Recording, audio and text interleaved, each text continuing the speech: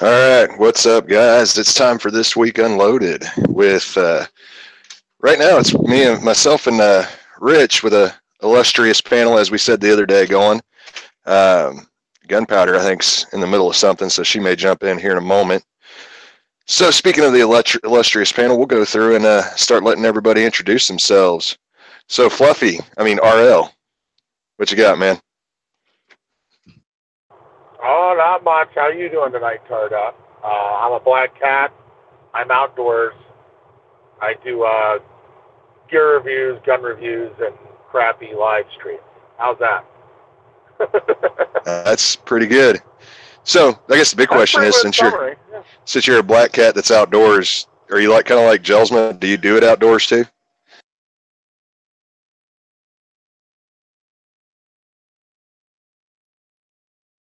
I think he's pleading the fifth on that one. Yeah, I think so too. All right, so we also have the Tactical Chicken. We got some KFC in here. We got Gizzard Gary, or I guess it would be KFG. Hey, thanks for the invite. Not a problem. And I'm not even going to talk about doing it indoors, outdoors, or anything else. So how about that? Do it, I can't think of a good thing. I guess maybe Bark style. Sure, why not? All right. It's got to be extra crispy. Yeah, do it extra crispy. There you go. And then we also got Jelsma. How you doing, man? Oh, not too bad. I'm going to try to not cause trouble tonight. I promised my viewers I'd, shake it up a little bit because we like to do it outdoors here at the Jelsma Outdoors channel. So I don't know that YouTube will allow that, but okay. And then, of course, we got Snow. Oh, go ahead. I am sitting on my porch, by the way. Technically outside. Yeah, hey, so you are doing this outside. All right. And then we also got Snowy North Gunslinger. How's it going, man? It's going. I'm kind of jealous of Jelsma being able to be outside. It's 22 degrees and the winds are blowing here, so I ain't doing that tonight. It's not 22 degrees for us, but the wind's been blowing. I think it's starting to die down here right now. But yeah, that sounds like it kind of sucks. Yeah, we'll see if I lose power again because we lost power for like a half hour earlier today. So fun stuff. I know. Travis P11, he was talking about on one of his chats having some bad weather and getting snowed in pretty much. Losing power, all that good stuff. So, and then we also have got the host who's normally there. I don't know if he's there right now, but Rich, you there and able to speak, buddy? I know you said you were eating dinner a little bit. I can talk between bites, but yeah, I'm here. We'll try not to interrupt your eating too much. All right. Of course, I'm Tar.357, as normal. Some of y'all probably saw me just a little while ago, so long time no see. So tonight, we really don't have we've got a panel going, but we didn't have a set plan for the panel. We didn't have any set topics, so we were kind of going to just jump in and talk about some stuff that's been going on lately and just whatever topics everybody has. And I know we had a pretty good conversation going on in pre-chat just a minute ago about some holsters and car carry. So I know Jelsma and Snowy were really talking about that. So I don't know if y'all want to hit on anything with that real quick. Yeah, for the most part, if you get something with a sun or a moon roof, you already have the cutout. So all you have to do is buy the mount for your M2 or your 1919 if you like to swing 30 cal. Yeah. Hey, mount. Yeah, that's the version of car mount. We got that. Of course, I know when we were at Wanenmacher, we saw a little. If you don't really want to go too big, they had the little Ruger 1022. I think it was like a Gatling gun or machine gun kind of style up there. So, yeah, you can always go 22 option. If you want to keep it small and cheap, there you go. Yeah, no, we were getting into car carry and the whole comfortability of being in your car. And if you're not carrying something that's compact or subcompact and you're forced to carry like something that would be considered a duty weapon or full size, like an M9 or a 226 or a 1911, something like that, it can be bulky and uncomfortable when you're sitting in a car, no matter what position you're in. So I kind of brought up the idea of magnets because I used to put a magnet on my dash in my truck and carry my 1911 that way. And then Snowy is like, that's a great idea. And it's like, what we do now, though, is use Serpa holsters because they're a positive locking mechanism that isn't as freely ranged as a magnet, but is just as mountable anywhere inside the car. And the great thing about it is that, you don't glue it in or anything. You just got to drill a couple holes that are lined up and run a couple bolts. And you can even use the factory hardware to mount it on the inside of your car. So the Serpa holster, as much as people like to hate on it for, shooting themselves in the legs or one other unethical training that they use to put their finger immediately on the trigger once they draw a firearm out of their holster, Serpa holster could be a great option for mounting anywhere inside your car.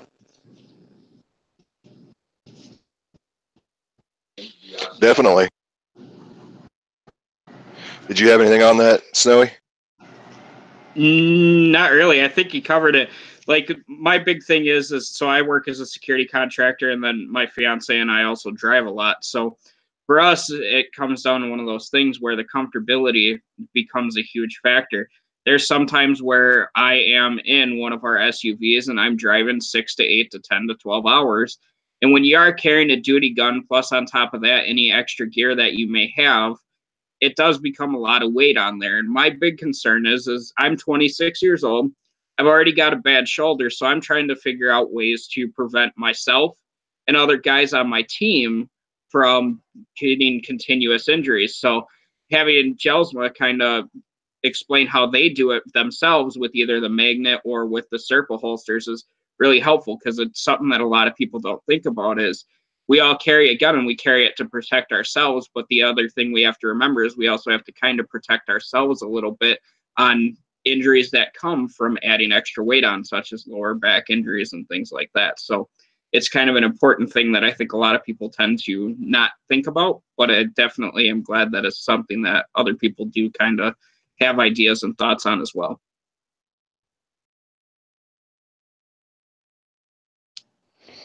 And I think the market out there also is lacking for car mounting options. And I understand why, because there's so many makes and models and different variations of vehicles that are actually out there on the road.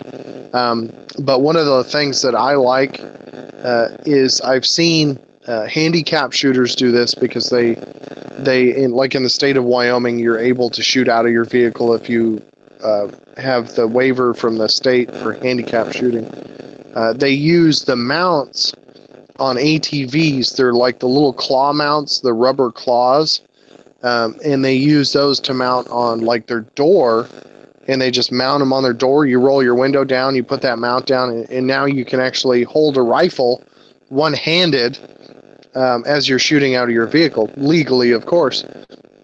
But if you take something like that, if you're in a Humvee, if anybody's ever sat in a Humvee before, that center console is, what I like to call a center console, is pretty high up. So I've seen a couple Humvees set up this way as well, with those mounts in the center that you literally just drop your rifle into, and it locks it in pretty well. Also, if you mount it more forward, you're able to actually keep the muzzle pointing at the windshield. So if you need to literally just grab a hold of it and fire, you can grab a hold of it and fire one-handed while still keeping a hand on the wheel and not worrying about blowing a hole in your dash or anything, because the forend of the firearm is kept elevated and pointed in the direction towards the enemy. So there's a lot of different aspects of carrying and moving around in a vehicle with a firearm. But being comfortable is one of those things that every manufacturer has pretty much just negated when it comes to actual holsters. There's a few companies I think out there that look a little bit better than others. With the really big paddles. I think it's like Alien Gear might be one of them.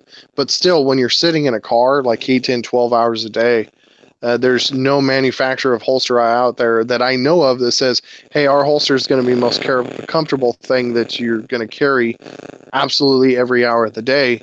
I mean, there's no like memory foam holsters or anything. So car carry and a car holster might be a great option for somebody who's out there looking, maybe handicapped or not. That might be a great option for somebody that, just a couple ideas that could produce something great for the whole community.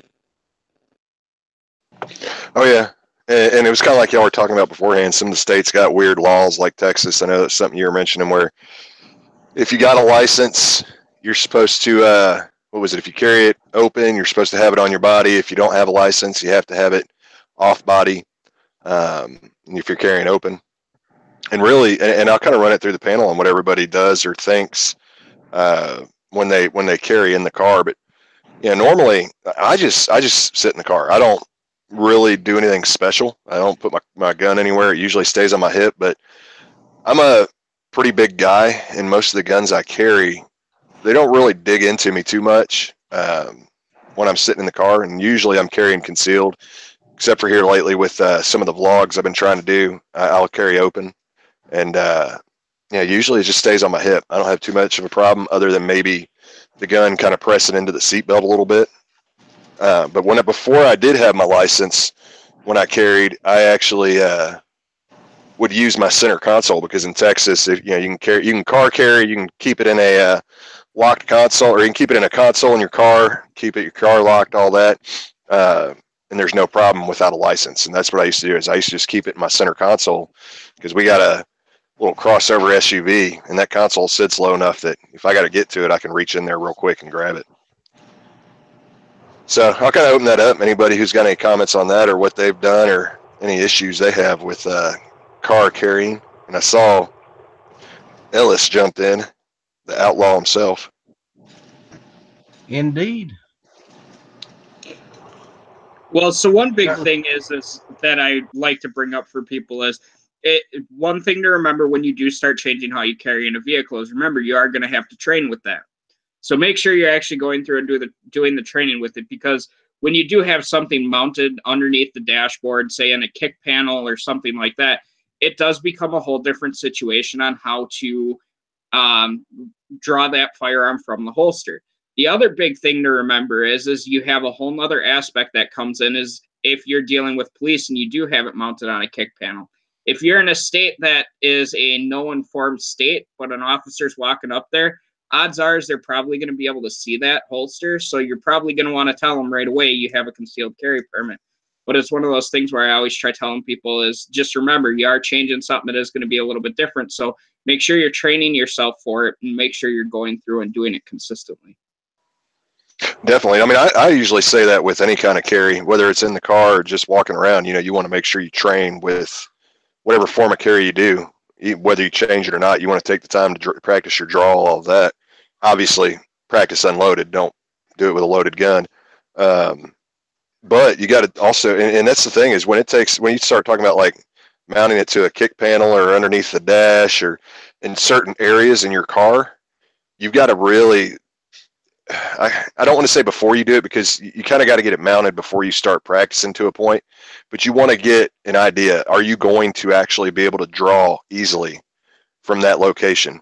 Because if you're left-handed and you're mounting it over next to your, underneath your dash on the right side over up against your stereo or something, you want to think about that beforehand, so that way you've got it in a spot where you can draw and be on target relatively easily. You're not having to fumble with it because you're trying to get it in your left hand, or even if you're wrong-handed, left-handed, you can, if you're practicing that, practice with your right hand, practice shooting with your right hand, so that way if you got a draw from your car, you've got that practice behind you and you can do what you need to do. Something I've done, if I know I'm going to be traveling a long time, is I generally carry slightly behind my right hip, so the seat belt kind of gets in the way of the draw from there. I actually carry on the opposite side, on the inside of my ankle.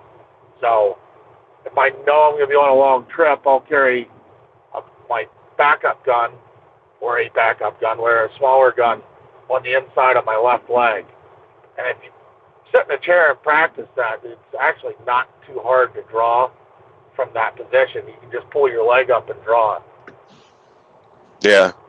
And that's a big point too, is thinking about the concept of when you're going to draw, you know, how many steps do you have to go through to get to that gun? I honestly haven't worried about it too much, because like I said, I still hip carry. You know, usually about anywhere from 3 o'clock to 4 o'clock on my hip, depending on which holster I'm using, and I'll just leave it there in the car. And I've tested it out to see kind of, can I get to it and how quick I can get to it. Now, I haven't actually timed myself, but I don't notice a major difference between that. The biggest problem I have, obviously, would be like you were saying, it hits that seatbelt, so I've got to undo the seatbelt to get to it. But if I'm concealed carrying, I've already got my shirt over it too, so it's not entirely an extra step, because I've still got to reach over there to grab my shirt. So all I got to do is click the belt and grab my shirt, kind of pull them up at the same time, and then I just got to do a little bit of a lean to get to it if I'm more at the 4 o'clock position. Well, and then one other big thing that, since we're kind of on the subject about carrying in a car and stuff, is, I don't remember who said it, but a while ago I was talking to somebody and having a conversation, and they mentioned that they were carrying a gun without a holster in the center console of their vehicle, and they figured, because it's got a grip safety and a thumb safety on it, that it would be completely fine. You should always have some form of retention holster. It doesn't matter, in trigger protection. If you're going to carry in a car, make sure you are carrying the proper way. I can't tell you anybody who really willingly will carry without some form of trigger protection, because here's the thing to remember. If you are going into a center console and you have your safety on, but if that knocked around and got knocked off and you're reaching into the center console and you can't see, it's easy enough to accidentally put your finger on that trigger. And that's a big thing, it's easy to have a negligent discharge with that. So it's just like carrying on your person in a vehicle. Make sure you have some form of holster, something with trigger protection and with retention on it, because a lot of people seem to forget that or think it's different. Oh, my center console's empty. Well, it's still easy enough when you're reaching in there to pull that gun out to have a negligent discharge. Oh yeah, and that comes a lot with trigger discipline too, because there's too many people that, you know, are new to it, that are relatively new to, and even some seasoned people to carry, that, you know, whether it's because they don't practice or whatever it is, they don't, when they go to draw, their automatic movement is to on the trigger. And that's the whole reason I practice. Like I said before, if I get home and I'm taking my gun off because I'm getting ready to go to bed or whatever, usually it's about the times when I'm going to bed, I'll take the ammo out and practice a few draws just to make sure that when I'm drawing, I try not to think about it. I try to make it a quick draw to see that when I'm doing it, am I still in the habit of having that finger on the outside of the guard first until I get up and out of my holster and onto the target. Were you going to say another something, thing? Yeah, another thing to touch on there, Tardot. I know Black Cat and like myself especially carry at the 4 o'clock position, because I do a lot of driving as well. You know, I do like 1,200 miles a week of driving, and when I carry a 4 o'clock, it's in an open position of the seat that really doesn't put any pressure on my body, and I could carry there.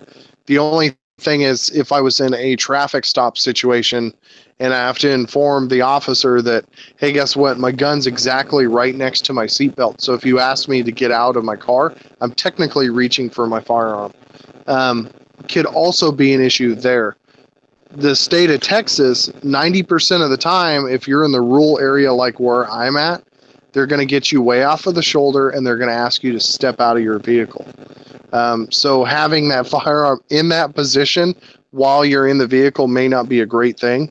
Also, I do advocate having some kind of retention in your vehicle. Great that Snowy touched on this. Taking your pistol or your firearm by any means off of your person and having it stowed in your vehicle with some kind of retention in your vehicle. In the event that you have to leave your vehicle, immediately you're not going to have that on your person, and that may be a positive thing.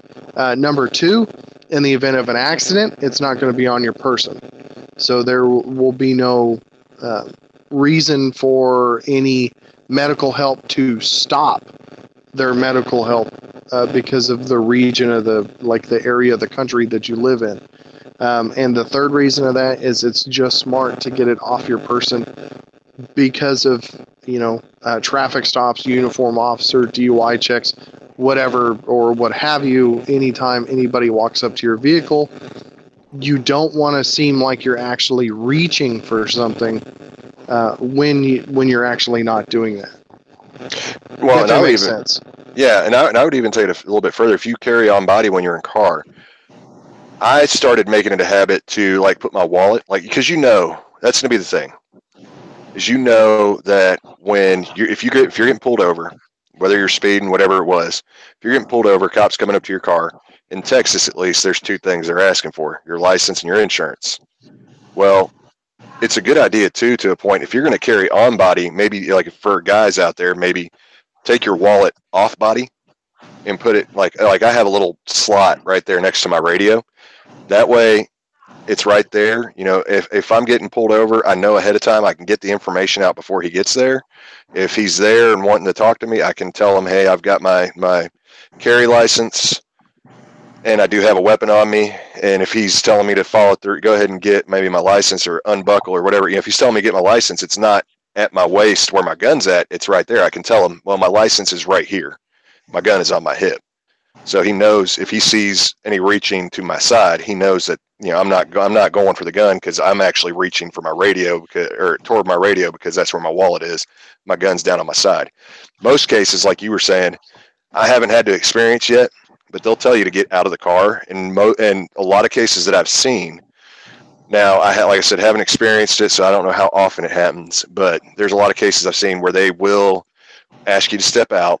They may or may not disarm you at the moment until you can get your license and information, get everything together, just so that way they know you don't have that gun at the moment. I've heard of officers going both ways with it, so it's kind of a iffy situation on what they're going to do there. But the biggest thing is just make sure you're not doing any reaching that would look like you're going for your gun.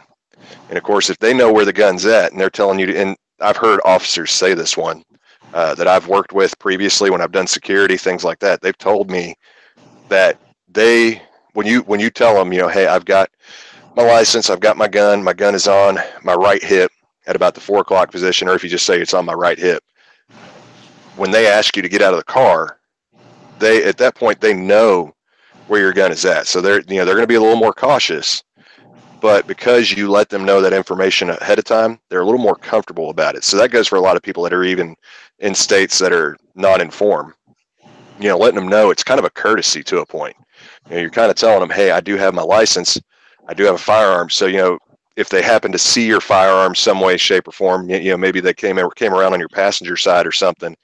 When you go to unbuckle, it doesn't look like you're trying to grab your gun. Or if it kind of, if they know your gun's there ahead of time, at least you're letting them know, hey, it's there. So when you go to unbuckle, they know that you're most likely not going for it.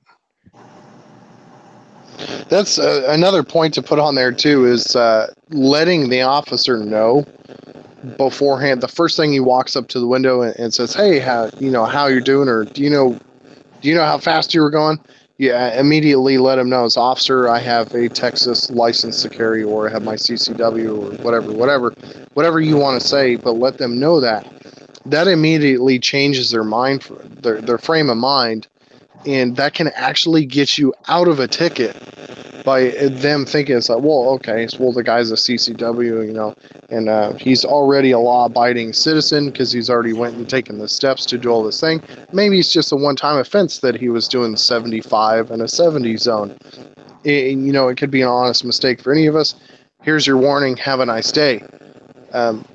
Changing the officer's frame of mind when he's walking up to your window, and I don't want to get this into how to get out of a speeding ticket, but changing his frame of mind to that you are carrying but you are friendly to him could be a big beneficial step into actually preventing a lot of things from escalating as well. Definitely. And I want to throw a few things out on that too. Make sure there's two things really. Make sure you're not too anxious. Yeah, because I know there's people that get anxious, and we all kind of have nerves when we get pulled over, thing like that. Because you don't want to blurt out the wrong comments. Make sure you let them know I've got my license and I am carrying.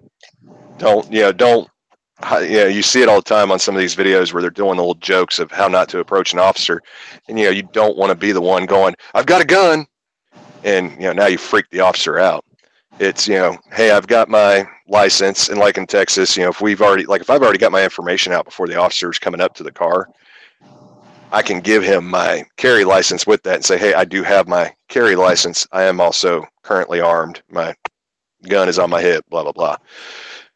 So you got to make sure, don't be nervous about it like that. The other thing I want to say, and this is something that you hear a lot of people, there's both sides to the argument, but there's a lot more people I always hear complain about this one. And that is, if you tell an officer that you are armed, you give them your license, you don't know the comfort level of that officer. Now, most cases, if you say, hey, I've got a license, I'm carrying a gun, it's on this hip, they get a lot more at ease, a lot more calm. But you don't always know the how heightened that officer is, how hyped up he is possibly.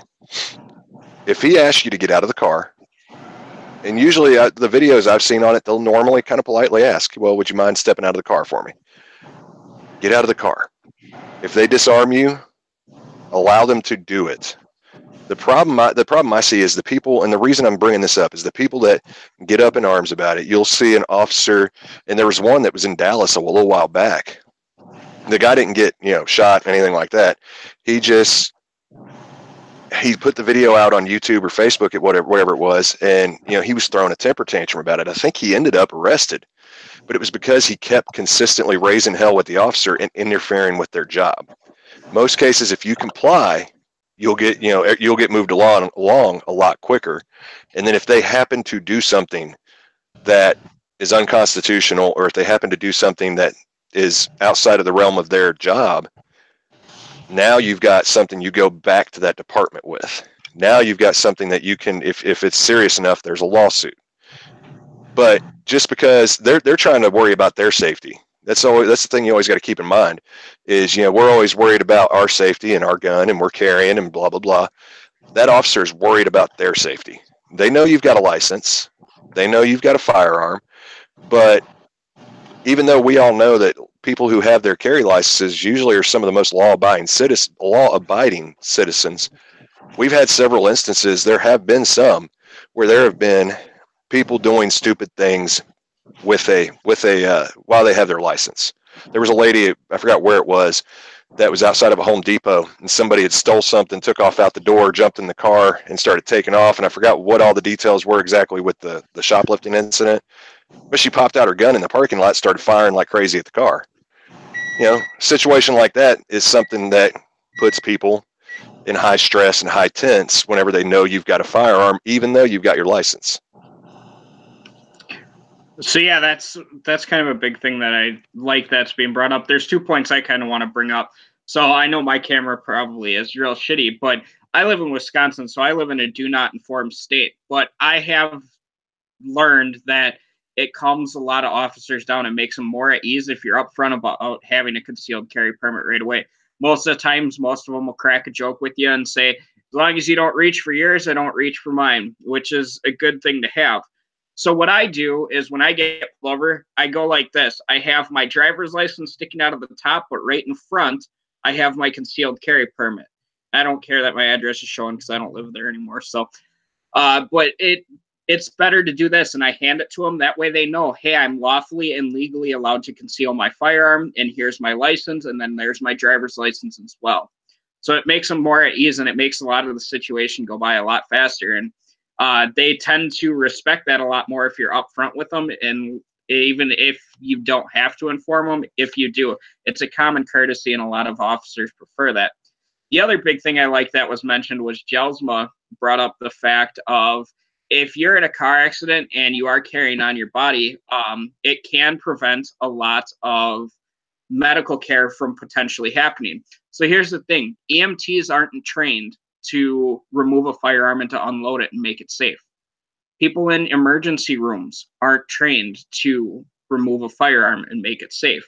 A lot of the time that can stop any medical care. And if you're in a bad enough accident, it can stop it to where you could lose your life with it. So it's something to remember and to take into account is maybe, okay, if there's a chance I'm going to be in an accident, which there is every time you drive, maybe looking at carrying off your body is a good way to go, because then it's in your vehicle. If you are in a car accident, you don't have to have the EMTs completely stop from what they're doing.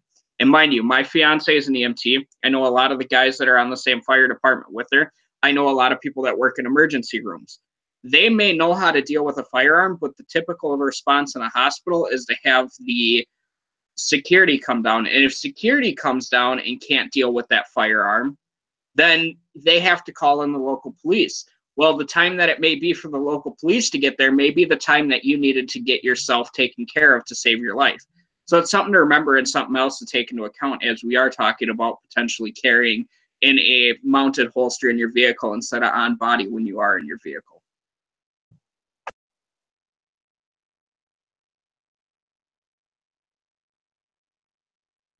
I just solve all the problems when if I Hey get guys, pulled we're over, on I this just question for RL.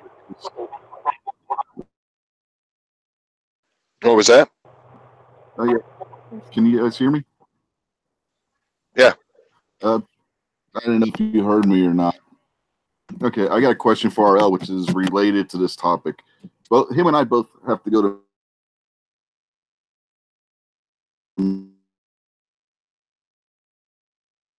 Maryland. Okay, now you're cutting out.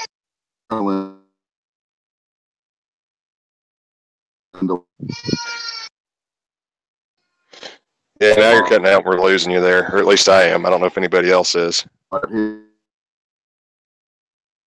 yeah, I can't. Yeah, hear he's anything. going full robot. Okay. Okay. Well, I did want to address something real quick, and I'll throw it back out to everybody that I seen in the gun channel side on the chat. Was Clay making the comment of don't say anything, never say gun to a cop, just hand them your license and kind of move along. Doing anything. Now, when I go to Maryland, I have to put my gun in. Hey, Rich, you're cutting in and out again. We're having a hard time catching you. But yeah, Clay was saying don't say anything, just hand them your license and move on. And there's a lot of states that do say that that's the way to go about it, is to give them your license. But I can guarantee you, if you give them your license and they see that you have that license, which they should be if they're looking at your information, they're going to ask you about the gun anyways. So if you inform them as they come up in a calm manner, it just puts them at ease. It's a hard topic for me because there's so many people on the pro-gun side, especially the conservative side, that will talk about being pro. And I'm not saying anybody in here is this situation, but they'll talk about being pro police officer. But then in the same sentence, they'll get up in arms and upset about how they have to address an officer, for instance, if they're carrying or something like to that extent, and talk about how police officers, may have too much power or something like that. So, we got to really find that common ground, especially when you're talking about an officer who's just trying to make sure that they're going to be making it home, that they're in a safe situation.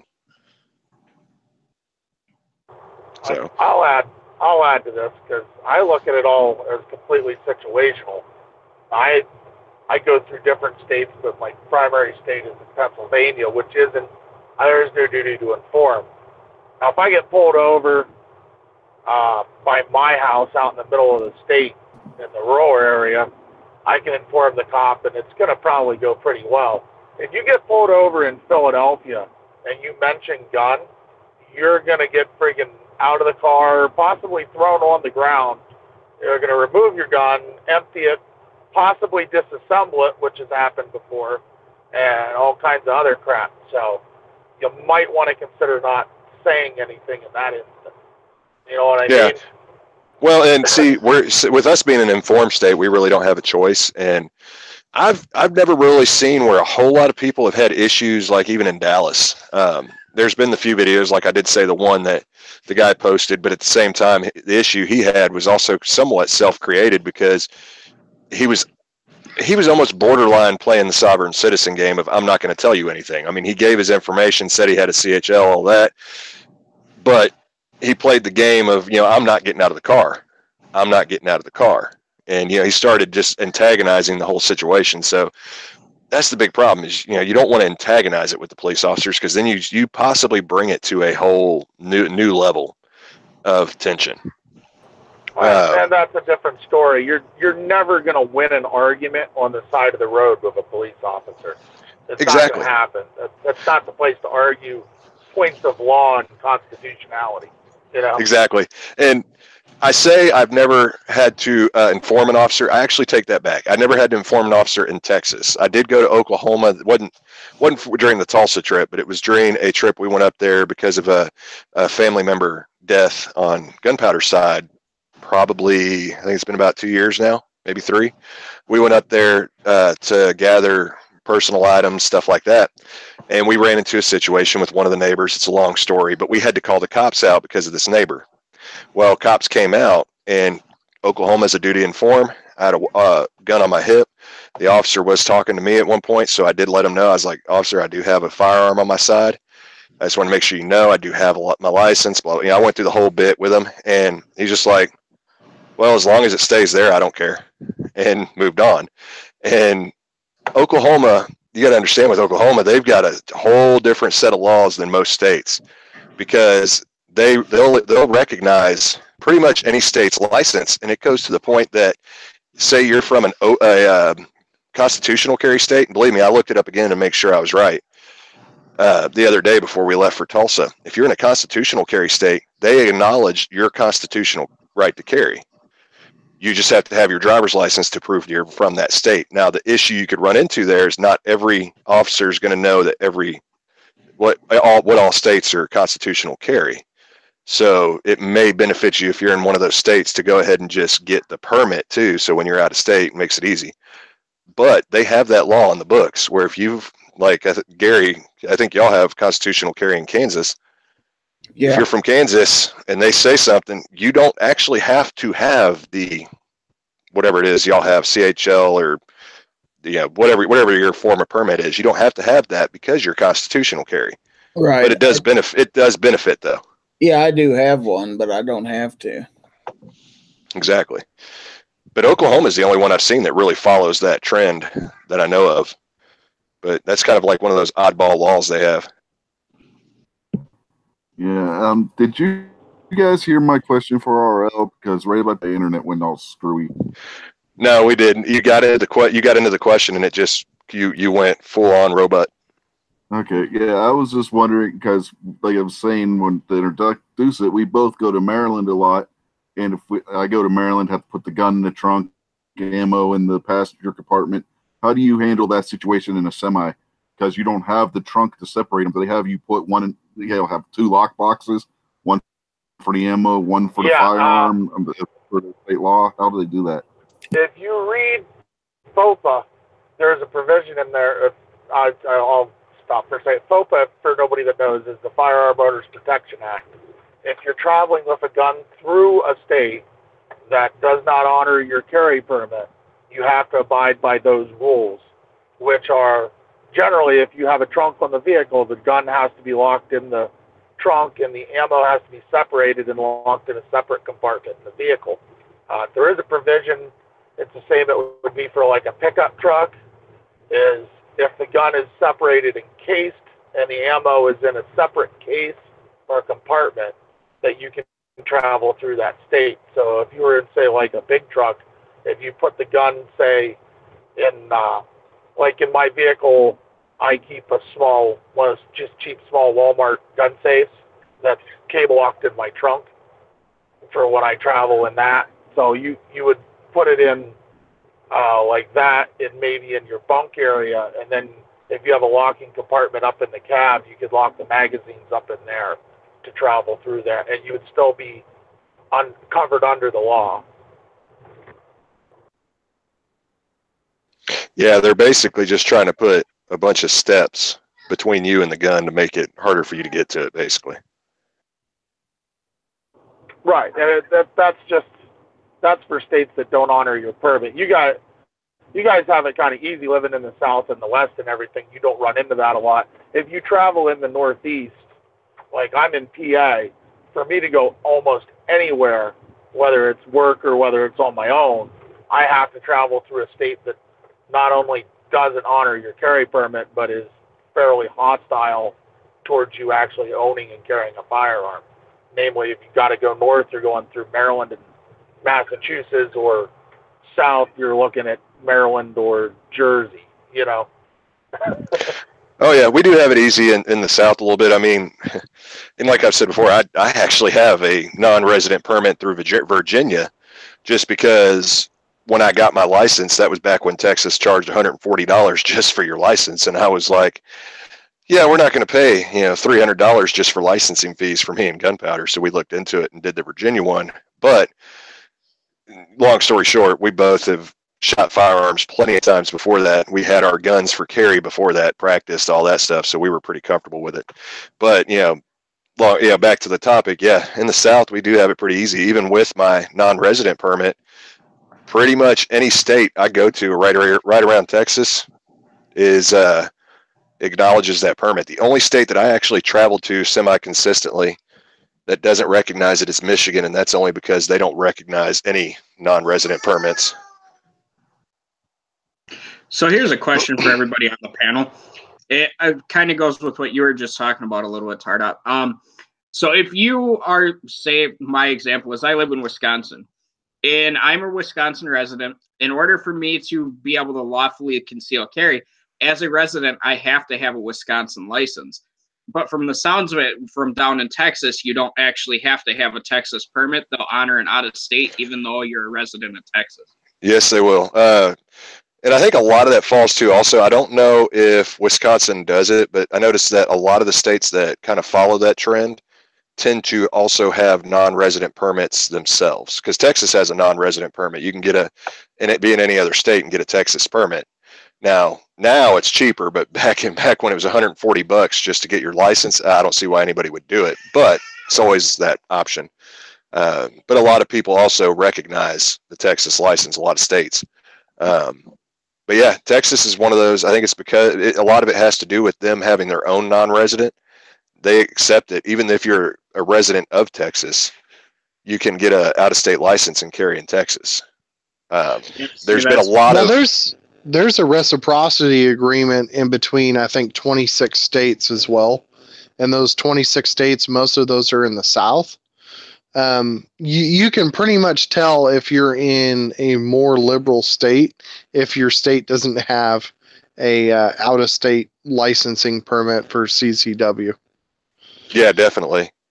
And it's one of those things. And I'll tell you this much: there was a lot of controversy about. Is before I actually got that permit. I think it was about maybe 6 years ago, something like that. There was a lot of controversy behind it because one of the news stations happened to there wasn't anything that happened with anybody that had that license, but they happened to find out. I don't know if they were searching it on the internet or what exactly, but they happened to see where you could do this. You could get a Virginia non-resident, and all you had to spend, and their big deal with it was, the Virginia non-resident, you only had to spend $100 just for your license. If you've already had, for instance, we had hunter safety courses, stuff like that, you send that information in and you don't have to take a training course. So all you had to do is pay a flat $100. And that was our enticement there was, we went from having to spend $200 each because of training and the licensing to now we only had to spend $100 each. And so we sent that off. And not too long before that, there was a big controversy about them having this way to get your permit. And they pretty much, the two things they threw a fit about on this news station, I don't remember which channel it was that one, it was only $100 compared to Texas being $140. And then two, they didn't require extra training. They just required that you had a form of firearms training, which in Texas, you're even though you're not, if you're an adult, your hunter safety course doesn't include a lot of hands-on stuff or anything, as far as hunter safety, but it is firearms training in the sense of you're going on there and you have to do this big long test about different gauges and different calibers and all kinds of, a ton of stuff, and how to safely harvest game, stuff like that. I mean, there's a ton of information on that test. It took me a few hours to do, but there's, that test counts towards your licensing. And, I always would recommend to get more training. But with me and Gunpowder, we'd been through training previous to that. We had shot for a while before that. Like I said, we had our concealed carry weapons before we ever got our license, and we were practicing with those. So, we hit that point where we were comfortable enough to say, I know I could pass the Texas test, but I can't afford to do the testing right now. So we were like, we'll just go with Virginia and see what happens. And luckily, we're going to probably be working on that this year, is getting our Texas license, because now they're $40 and some of the cheapest in the country. Hey, guys, I apologize. I have a prior commitment with Sarge over at C4 there. So thank you guys for having me on here. This was a good discussion. It's kind of leading into what he's going to be talking about tonight, too. So thank everybody, and thank you guys for letting me come on here. Not awesome, a problem, man. sir. That means we can go over there and troll the crap out of them. Feel free. I appreciate all troll comments. Hey, later, guys. All right. So has anybody else got anything they want to add to that topic? I mean, I know that's something we could go on for days about. Well, yeah, I just found that interesting because, like, Wisconsin, we don't offer a non-resident permit, but we also have some of the easiest training requirements for any of the states as well that have an actual permit that's not constitutional carry. So it's always interesting for me to hear about your guys' states and see what you have to go through to get your permit. Yeah, in Texas, the training requirements, I mean, well, I say training, your class requirements, you pretty much go through your sit-down class about laws.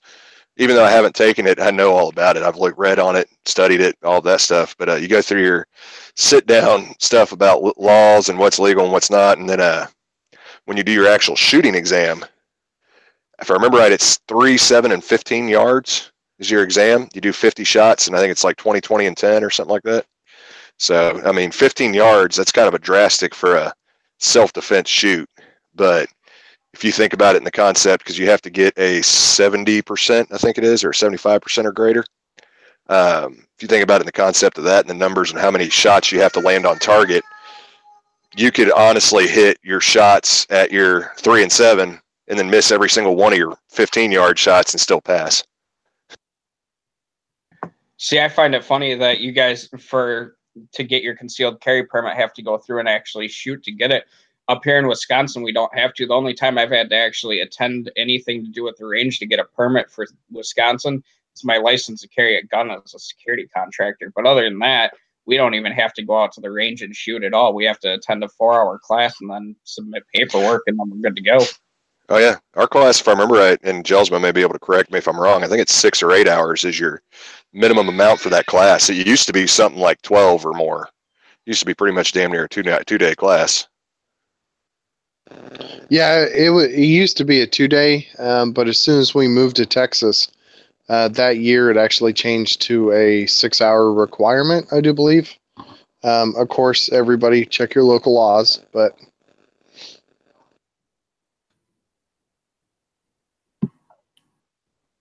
You guys hear me?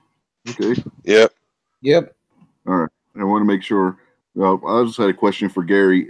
You have the constitutional carry in Kansas? Does that cover anybody that comes into the state, like West Virginia's does, or is that like Wisconsin? I mean, not Wisconsin's, Wyoming's, where you have to be a resident for like 6 months or so before it goes into effect with you? I believe it covers anybody coming into the state.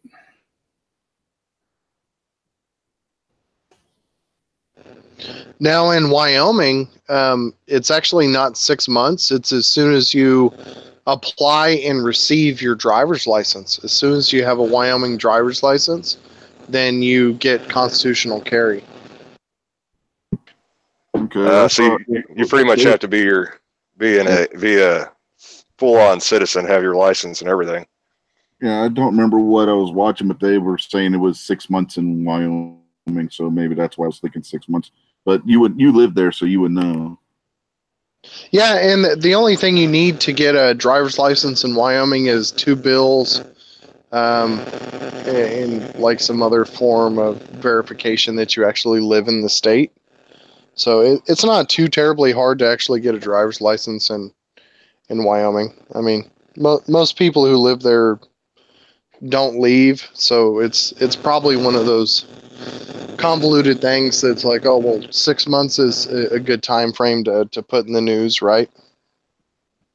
Well, and it probably has a lot to do with it too. I know a lot of states require that. I think within 90, depending on the state, 90 days or 6 months, you've got to have an updated driver's license, or else they're not going to accept you're out of state, pretty much. But that's up to them to be able to figure out, because how do they know necessarily when you moved in here? Yeah, it's funny because I've been on other forums and stuff where for gun shops and whatnot, and people complain because West Virginia doesn't have reciprocity with their state. I'm like, you do realize we have constitutional carry that covers every state in the country, that you don't need a permit here. And they're like, really? I didn't realize that. I was like, yeah, you need to. I was like, that's why you got to check the laws of the state where you're going so that you know these things. Yep, definitely. And that was the whole point behind my little new to carry series that I started, was doing that. And I've got to get back on that this week. Just kind of covering different restrictions and laws. Rich, you live in West Virginia? Yes, sir, I do. I'm over in the Eastern Panhandle. Cool deal, dude. I was born in McDowell County, Welch. Yeah, we're looking into moving over to Morgantown. Our youngest daughter's thinking about going to WVU, and the specialist I see for my arm's located there, so it's going to be a lot more convenient to be in Morgantown than where we're at now. I would suggest that you get some nerve pills because you're going to need it. Hey, Tardot. Yeah. Night Strike's asking if he can have a link. Sure. Let me send it to him real quick. Tell him shall not be in the fridge. Yeah, I thought I sent him one, but let me send it out again. Okay. That might have been for the other show. Well, it's funny that we're talking about. It's funny we're talking about reciprocity, because I'm getting ready and I have to take a trip to Minnesota, and for some reason I thought Minnesota honored Wisconsin's carry permit, and I know at one point they did, but I went through and double checked to see if they still do, and nope, they do not. So I have to go through and get a different permit in order for it to be covered over there. And then I'm looking at Illinois. It's like Illinois doesn't honor anybody's permit, so I have to take their out of state, which is a grand total for an out of state permit costs like $500. Holy crap. Yeah, Illinois has some crazy training requirements, and you have to talk to, I think you have to go to a county sheriff and get approval from them, which is the same thing you have to do with Minnesota for an out-of-state permit.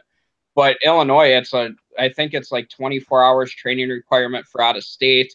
You have to go and talk to one of their sheriffs, and you can't just call the sheriff like what you can with Minnesota. You actually have to physically go see the sheriff. Wow. So trying to get an out-of-state is almost impossible for Illinois. But then Michigan has absolutely no problem honoring Wisconsin, so I'm good on that one. All right, so Night Strike jumped in. What you got, buddy? What's up? I just wanted to be with my people. That's it. I got you. Well, oddly enough, I'm about to drop off because I've got to take care of some stuff. But I will, since I've got it running, I'll keep an eye on it to make sure when y'all are done so I can cut it off. But yeah, just be careful, because you won't, just because you jump off, you may still be live. So be careful what you say whenever y'all are wanting to cut off. Should I go over South Carolina's whole CCW thing for Ellis, because he hasn't gotten his yet? Hey, more power to you. It's all up to y'all.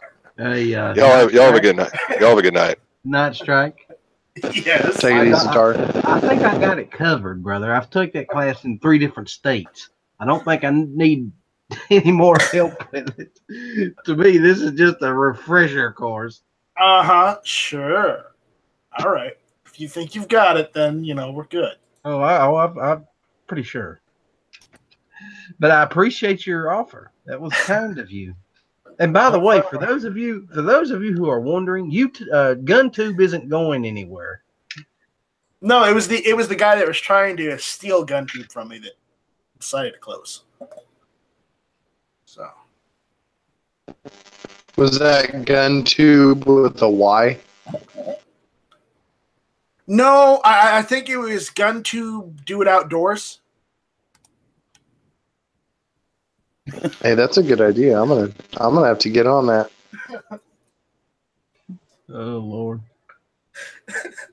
So, guys, what do you think about the new logo? I'm totally down with that. I thought Chris did a really good job. So Ghost came up with this for me yesterday. He sent it to me. He says, "What do you think about this?" I was like, "Oh, yeah, okay, that'll work." And all I have to say is never enough Chris Vectors. Never enough Chris Vectors. Looks almost like you get 2 weed eaters crossed.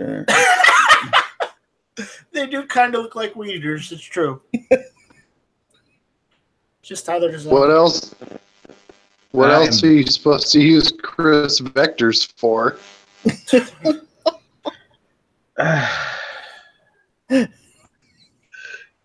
See, I want to say something, but it would hurt somebody's feelings. But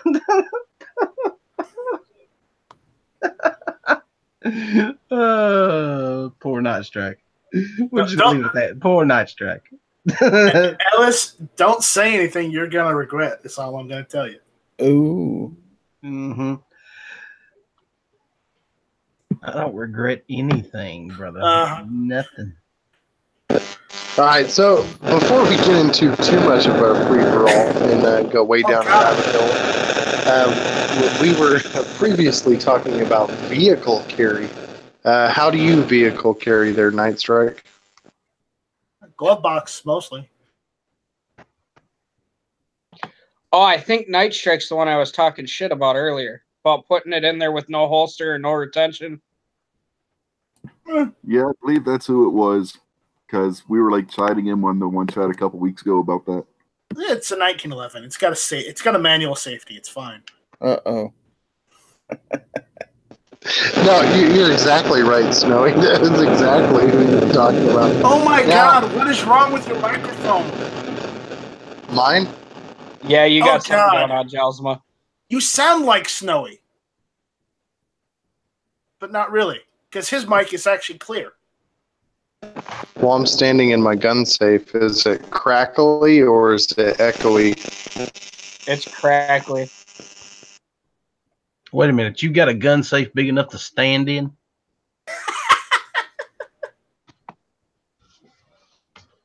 That or he ain't very big, one or the other. Well, no, we met him. He's medium sized. What you say? No, but now I'm jealous. Ellis is jealous. Yep, Ellis is jealous. It's true.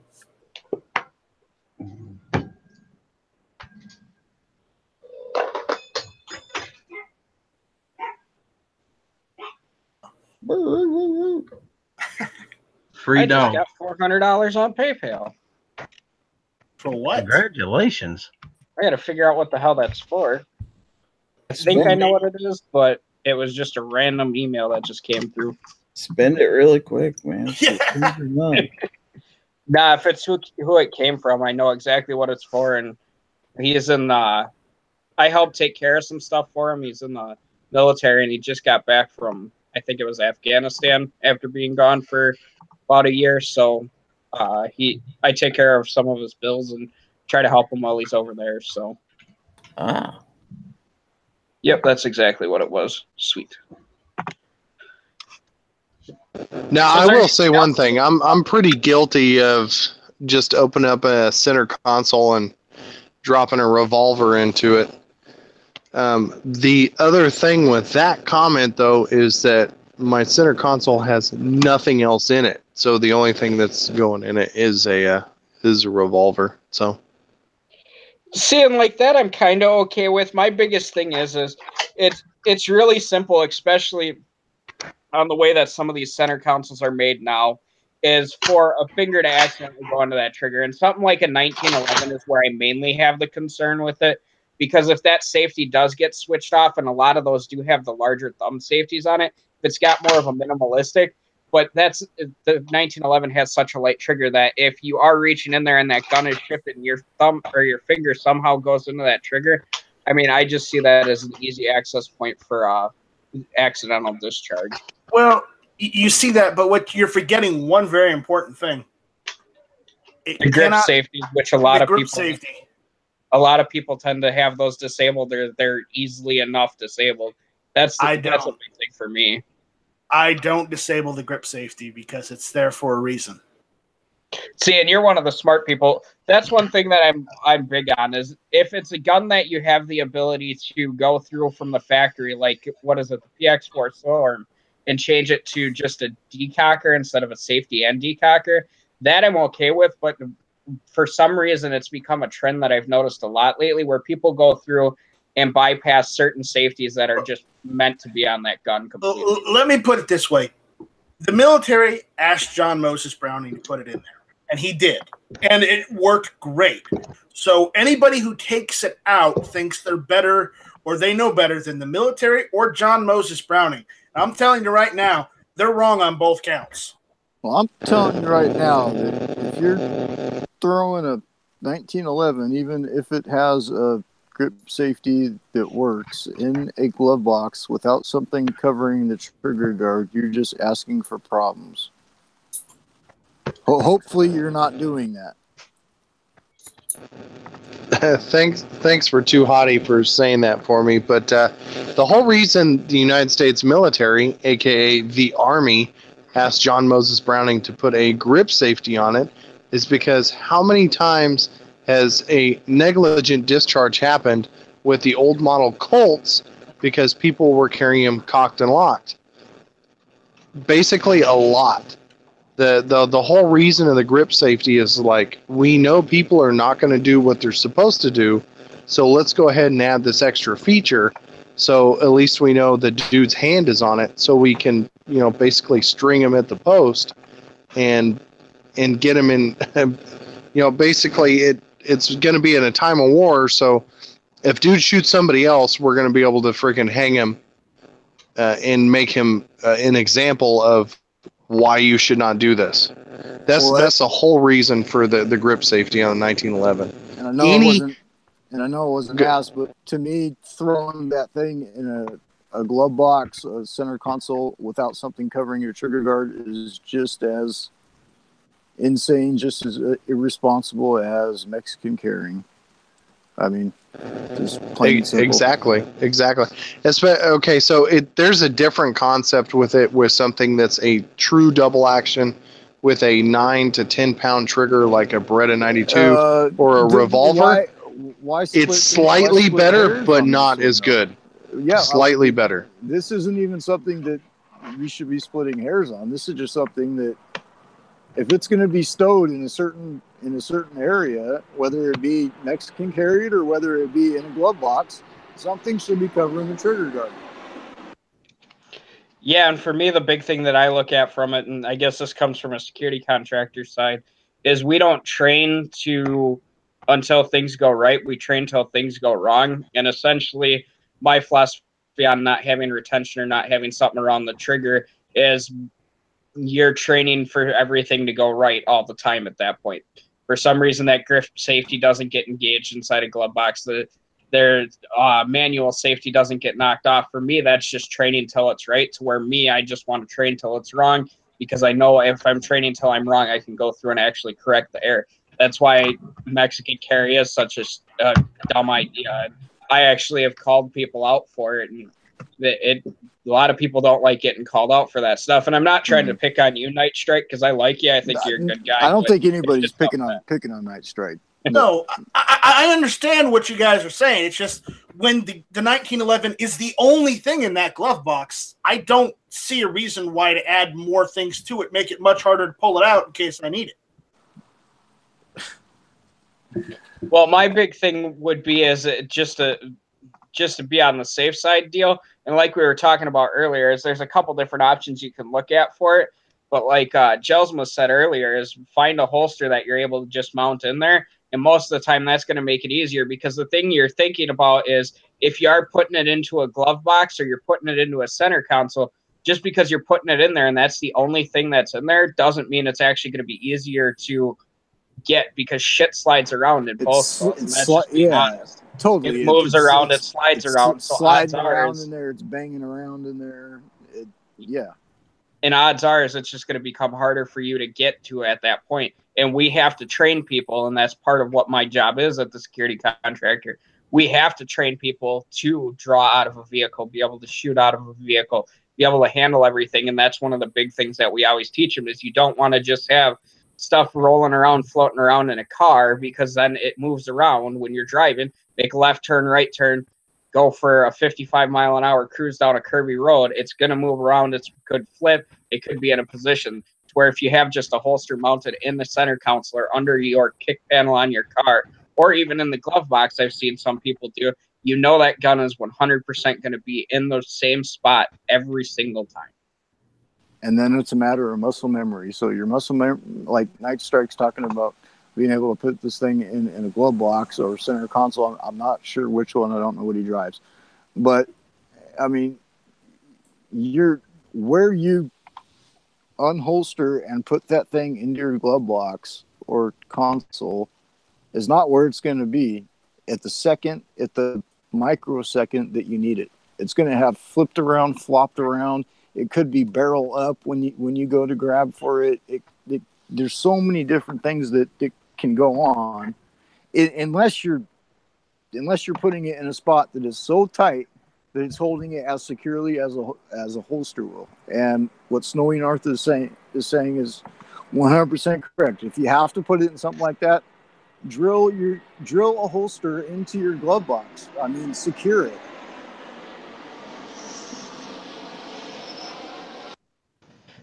In other news, Night Strike, did you finally get your concealed carry permit? It's in the mail. It's going to be a question. Holy crap, dude! You're like don't look at me.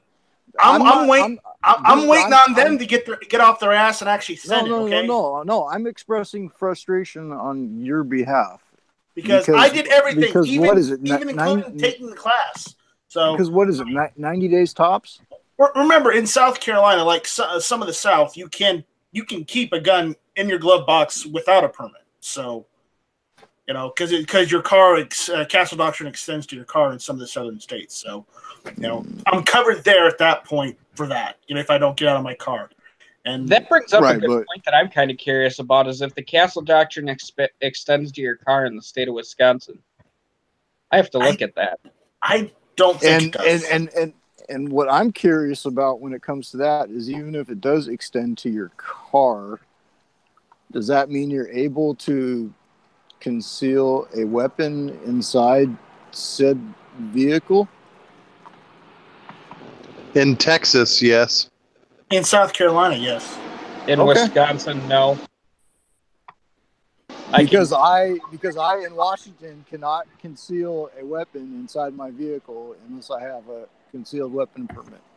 And something placed in a glove box, something placed in a console is considered concealment.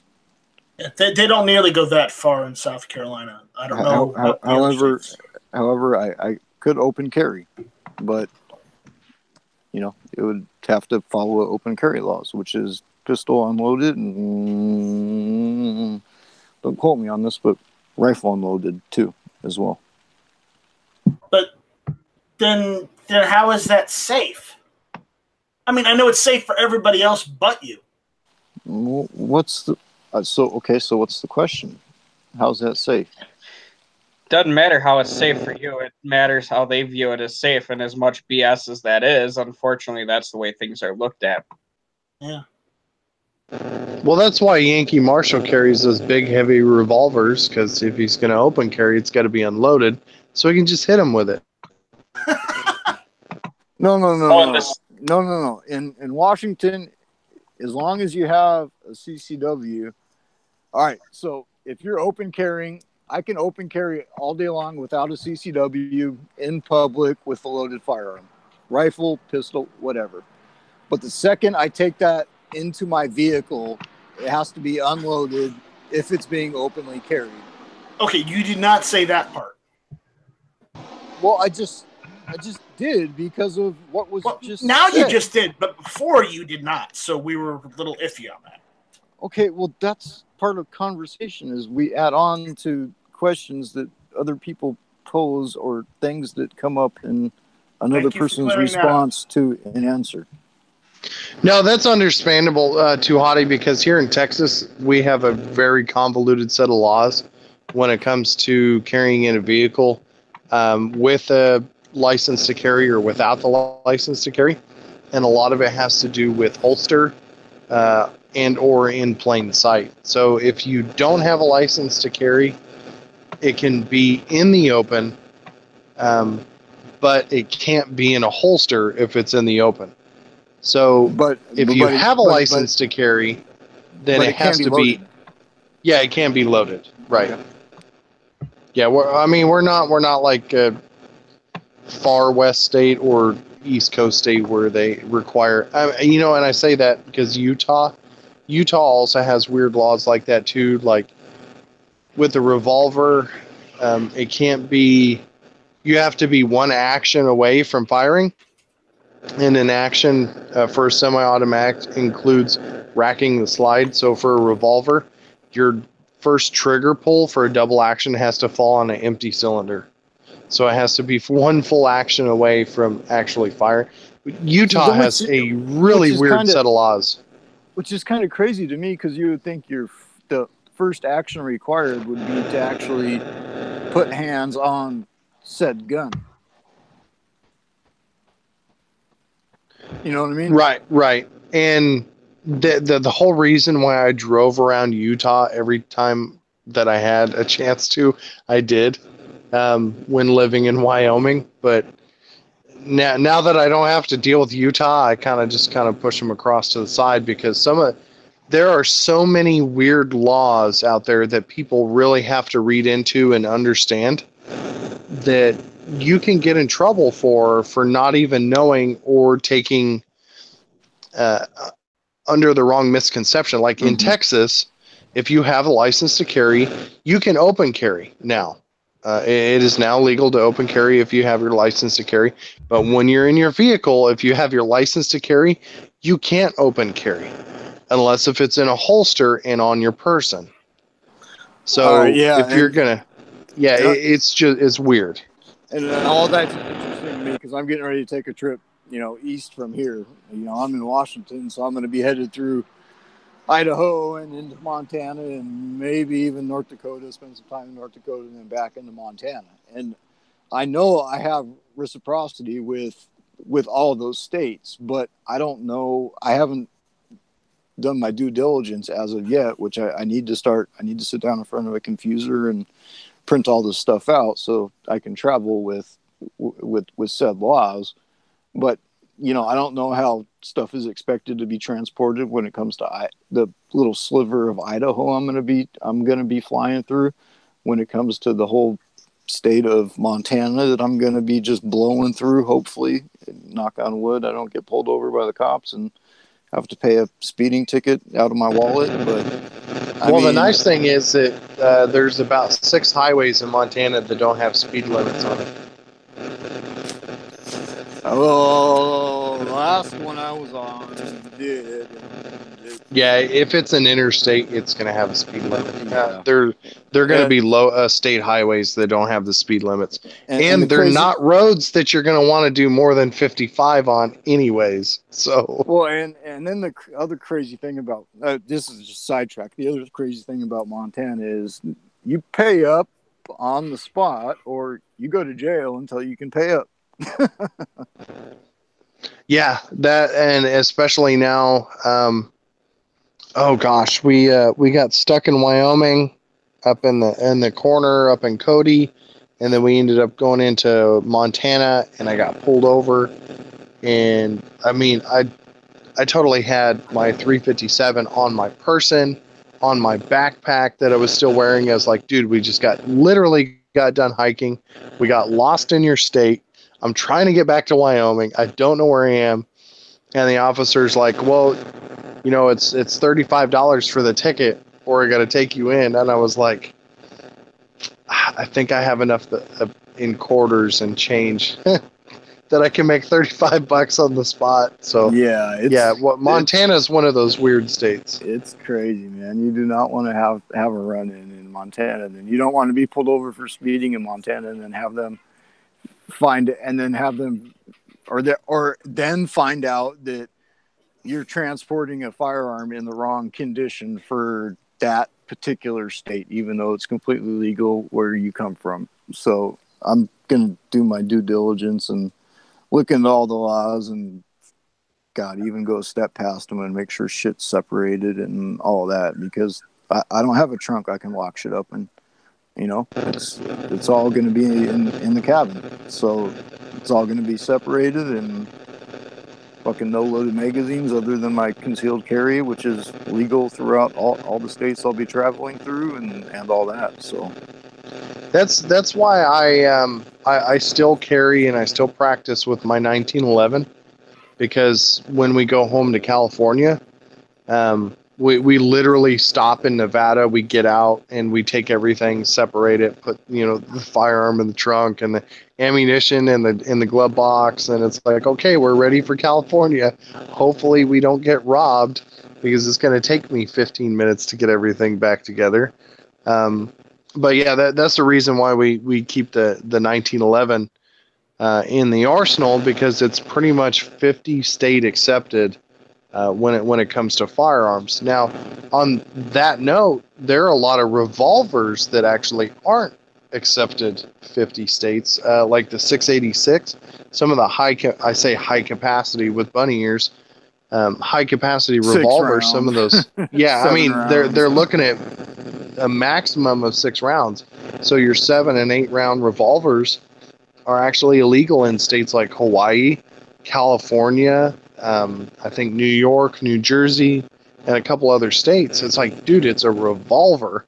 What are you worried about? Like Old West shootouts, happening downtown or something?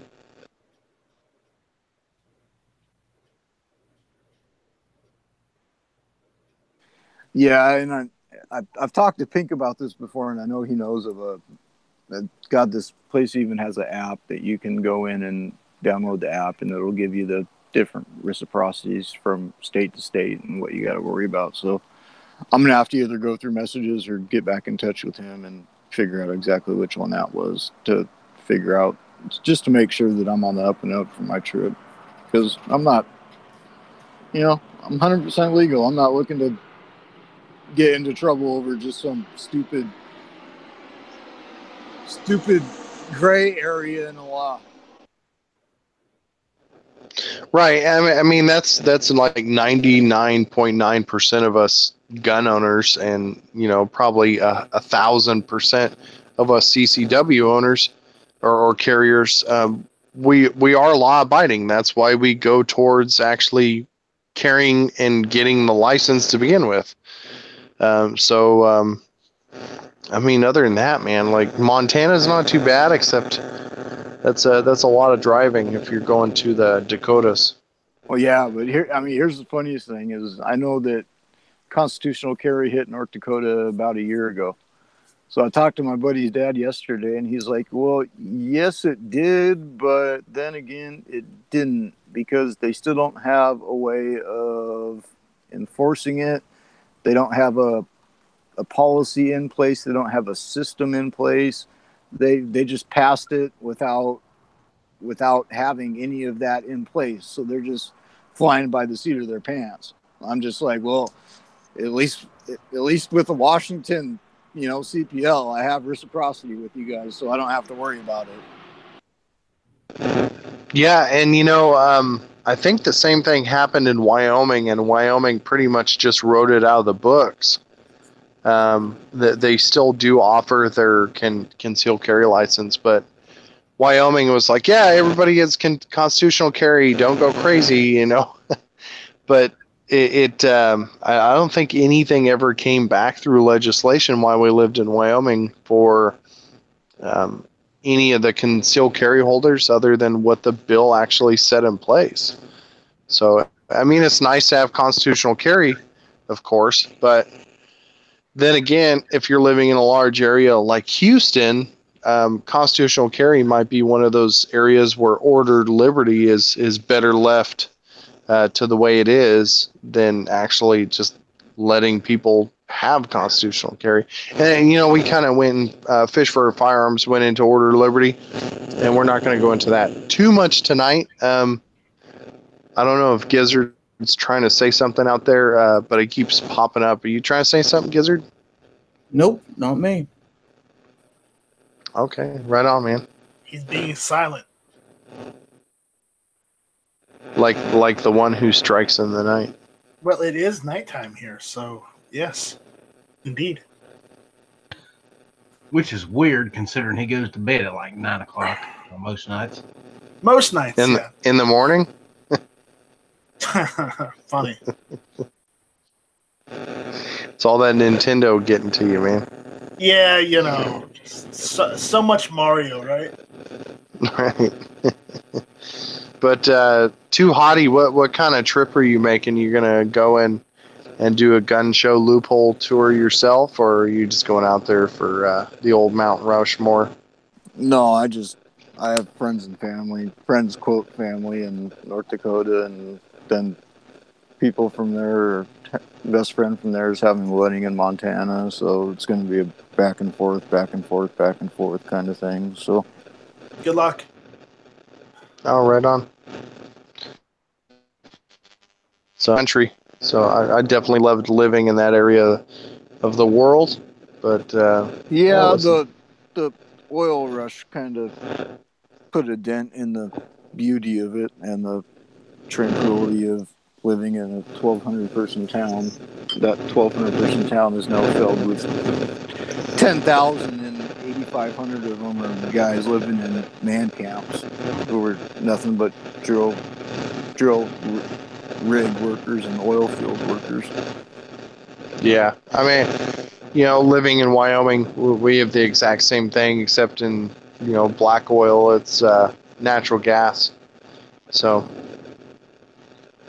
but yeah, man, and then the second that stuff dries up, they'll leave that place as quick as they showed up, and it'll be nothing but a freaking wasteland. Is the sad thing. Yeah. The nice thing about a lot of those states up there towards the Canadian border is the long-range shooting that you can get into. Is that something that you're going to do while you're up there? Sorry, I got a plane going over, so I got to talk in between planes. Yeah, it's something that I have planned because my buddy's dad has a farm out there, and he's got at least 100-yard range, which isn't much, but I'm sure we can stretch it out to 200 to 300, just having been up there before and knowing the property. So it's on my mind, and it's a consideration. It's a reason why I was planning on going back a couple weeks before the actual wedding. So right on, man. I know that's one thing that I definitely miss is shooting 800 plus yards in Wyoming. Because once you get it down, I mean, it's not really like riding a bike. It's something that you have to do quite frequently to maintain. Is that long range shooting stat, especially in states where wind is such a big factor, like Wyoming, Montana, the Dakotas, Nebraska, and all that.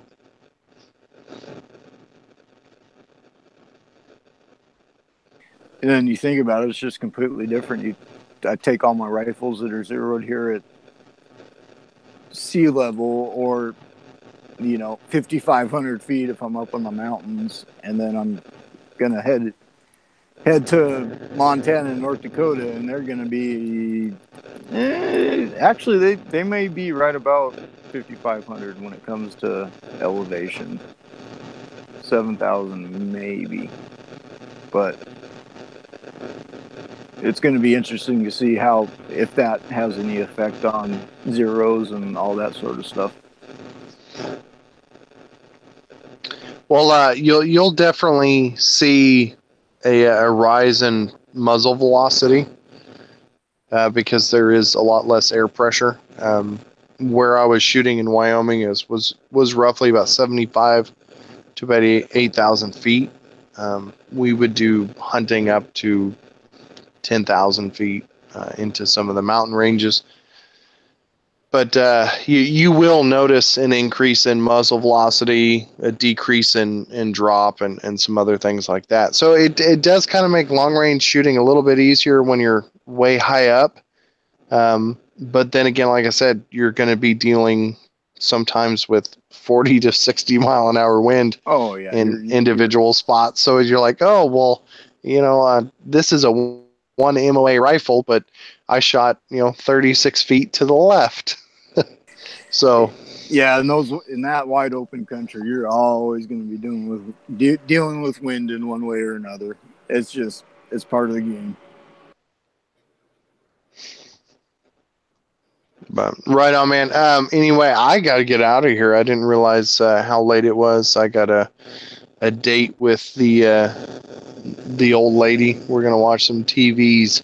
So anyway, everyone have a wonderful night tonight, and thanks Tardot and the old 1%er for letting me come in on tonight. And everybody, do it outdoors. Right on. Man, no problem, Joseph. Nice having you. You're welcome whenever you want on listening. So, anybody else have anything else they want to discuss? I really don't know how much you guys were talking reciprocity earlier, so I thought I'd jump in just with what I have coming up. But I think we got that about covered, so I'm talked out.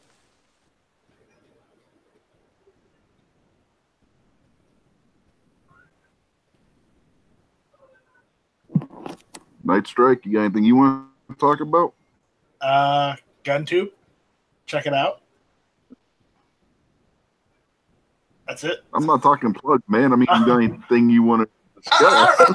I don't know. You covered almost everything tonight, so what's there left to cover? I mean, well, there is the bombings that just took place last night. Yeah, but that's more political. Do we really want to get into politics right now? Well, one of the things we cover on this show is politics.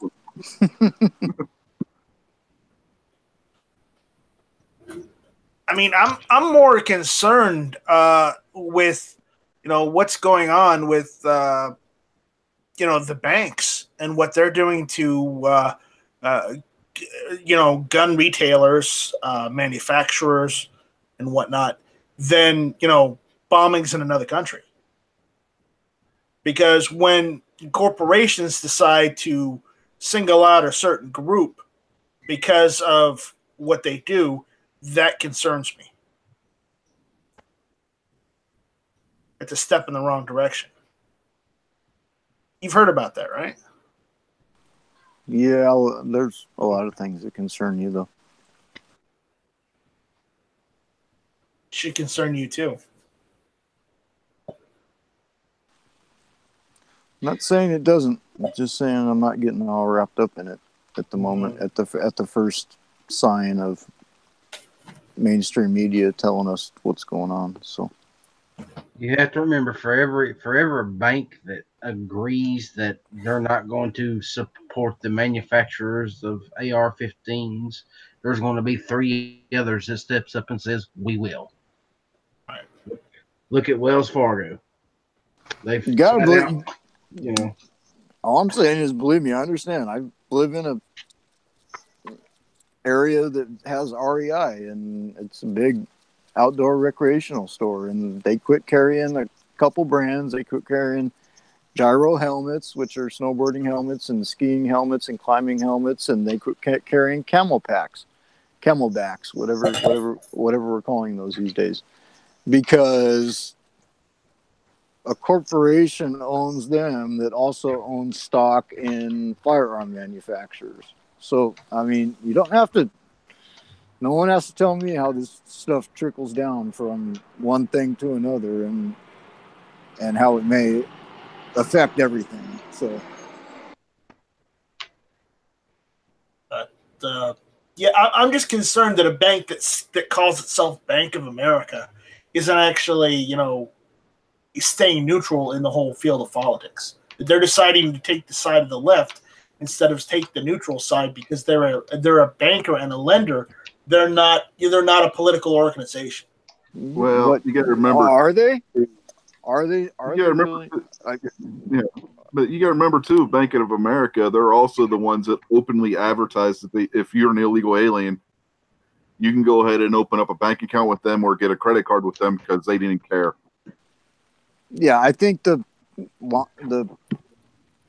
lines are blurred when it comes to whether some of these organizations are actually affiliated with political parties or not, or affiliated with government or not, because without banking systems, how does our government run?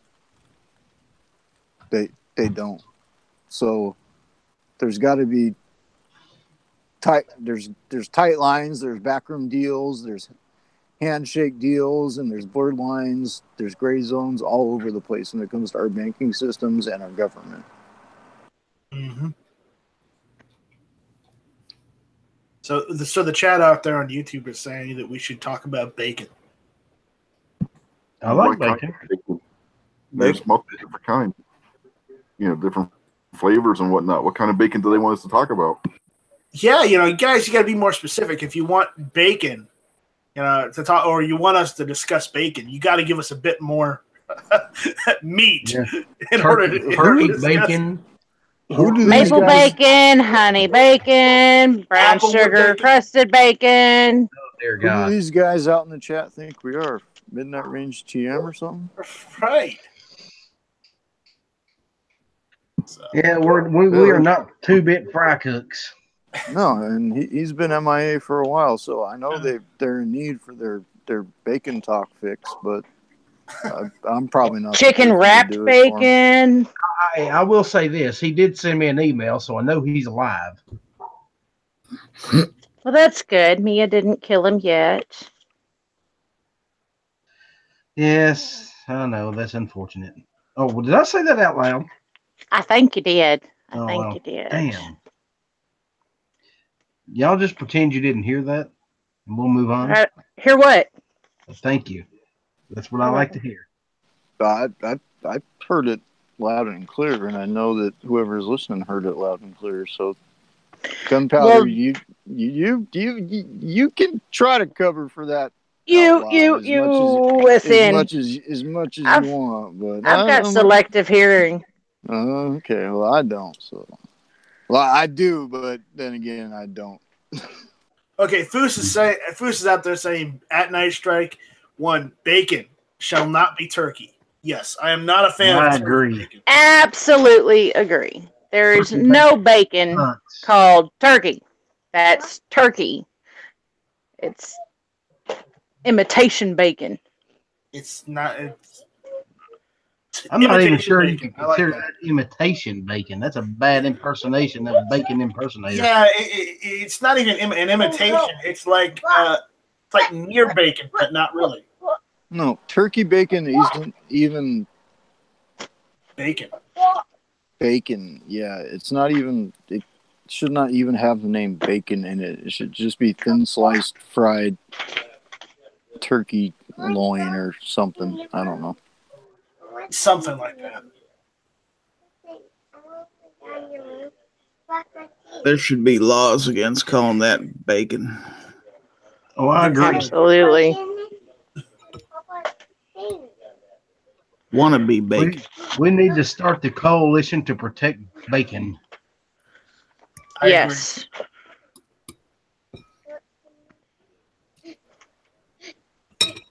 Genuine bacon. We will form up with PETA. And by PETA, you mean people who eat tasty animals, right? Yes, exactly. Is there any other kind of PETA? Nope, there's not. Coming from you, that just did not sound appropriate. Bless your heart. Yeah. I knew that was coming. Pita pit, pita sandwiches, pita bread. Pita bread's good. BLT on pita bread. Pita bread pizza. I don't know. Yeah, there's other kinds of pita. But they all go in my belly. Oh man. And somebody said something about going down rabbit holes earlier. You knew this was going to happen when I jump on. Yeah, Yep. it's coming. It'll be happening again here in about an hour. Why? What happens in an hour? Enlighten us. How could you not know? All the cool kids know what happens in an hour. Oh, well, I'm not a cool kid, I guess. Okay, well, let me make you a cool kid. In an hour, Hatfield opens up his chat, and he sits there and is the late night king of chats. Only the cool kids get on his Oh, he opens chat. the late night king of chats at, I don't know. So is tonight the night he reveals his big secret? No, tonight is not the night. Well, for God's sake, how long are we supposed to wait? Holy hell. So Hatfield opens Okay, the I will King of give you Chats guys at 9:40 Stupid Google. at 9:42 p.m. Is that what he does?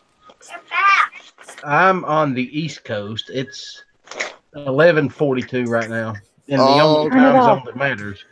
No, you're wrong there. But okay, so you open up the late night chat at 11:42. Is that? Did I not say in about an hour? Normally I open it up after the Daily Gun Show every night. That's been kind of iffy lately. I don't know what's going on with that, but Do you see the look on Mama's face? Look at my face. No, you look at my face. Look at my face. If you're going to be sassy, I'm going to tear your butt up and you're going to go to bed. You're full of. That's one. That's one. You showing out tonight. Uh-oh. I'm going to beat your butt. we're the ones asking for it tonight, I hear. Yeah. Way past his bedtime, and he's thinking he's going to be talking to his mama like that. He lost his dang mind. Are you going to bless his heart in a minute? Oh, I'm going to bless something. I don't know if it's going to be his heart. Keep talking to me like that. Somebody. Riley David Rowe. Go get in your bed. I can't. You can, and you will. Lay down in your bed. Then you better lay down, zip your lips, and put your head on that pillow. Up in the mouth. Up in the mouth. It's about to be like your butt is going to be broke. That's broke. Why it take the heart? Why does it take the heart? Hush, and lay down and go to sleep. It is way past your bedtime. You can turn the stars on, but don't turn the music on. Or I'm going to beat you. Yeah, because Gunpowder Beauty's going to come in singing Hush, Little Baby, Don't Say a Word, and all that good stuff, right? You obviously have not heard me sing. I wouldn't curse anybody with having to listen to that. I've heard you sing. I don't think so. Oh, yeah. Oh, yeah. Oh, I don't think so. Oh, yes. Gary? Your ears still work? Gary, do you remember her singing on my show a couple weeks back? No, don't turn off the light. Oh, I can't remember. She was in her Uber mobile.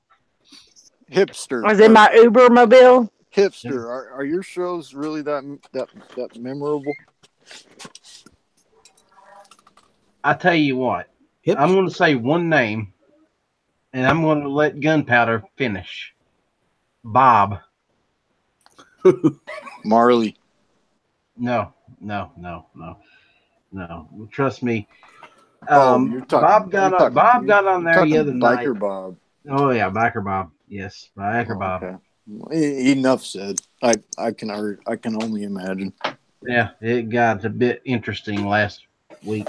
2 different nights. Oh yeah. I don't know which was worse now though. The first night was pretty bad. The second night, yeah, you had the Brokeback Mountain night. And then it got worse the next night, if that's even possible. Yeah. Well, I'm not going to repeat it. If you want to know what was said, you'll have to go back and watch it. But it was kind of rough. It's more like a reverse Hannibal Lecter type thing involving a dog. Yep.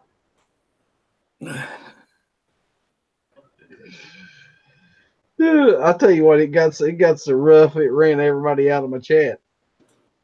Except for poor Gary, and he decided he Were you was starting the feud again or something? Do what? Were you starting the feud again or something? No. The feud shall rise again. Hey, Foos, how you doing, buddy? How's it going? Well, we do have a McCoy that frequents the chats as well, so I've been waiting for it. Yeah, but Sean ain't here. I'm sure Sean's into a pint right about now. Hey, what up, Maybe Foos? a gallon.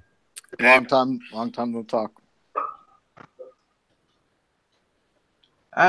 Foos, what have you been into, buddy? I ain't seen you in a while. I ain't talked to you. I haven't been on that much. Went to Watermaker, picked up a couple guns. Yep, saw Foos at Tulsa. Yeah, first time meeting him. He's almost as round as I am, so. Well, I have to keep appearances up. Yeah. It Decided, was fun, though. It was fun. Hey, Foos, he's an ugly SOB, isn't he? No prettier than anyone else on here. Shit. I mean, if you want to call another guy pretty, you got problems. Yeah, I'm just night strike. It's just too easy to. Hey, you guys leave poor Night Strike alone. Oh, shut up, fucking cousin. Just because you're quote family don't mean there's issues. I mean, the Night Strike. I mean, Night Strike can't even go to a basketball court. They confuse him for the ball. Oh wow, that's harsh. Wrong color. Yeah, but he's short and round and bounces a lot. Yeah, but he's not an Anupalumpa, so. No, that would be Ghost. No, technically that would be Clovertack. Yeah, Clover's a little bit shorter. You know, when I met Clovertack, all I can think of is, wow, they really do call him the tactical leprechaun because they're being ironic there. Yeah. He's what?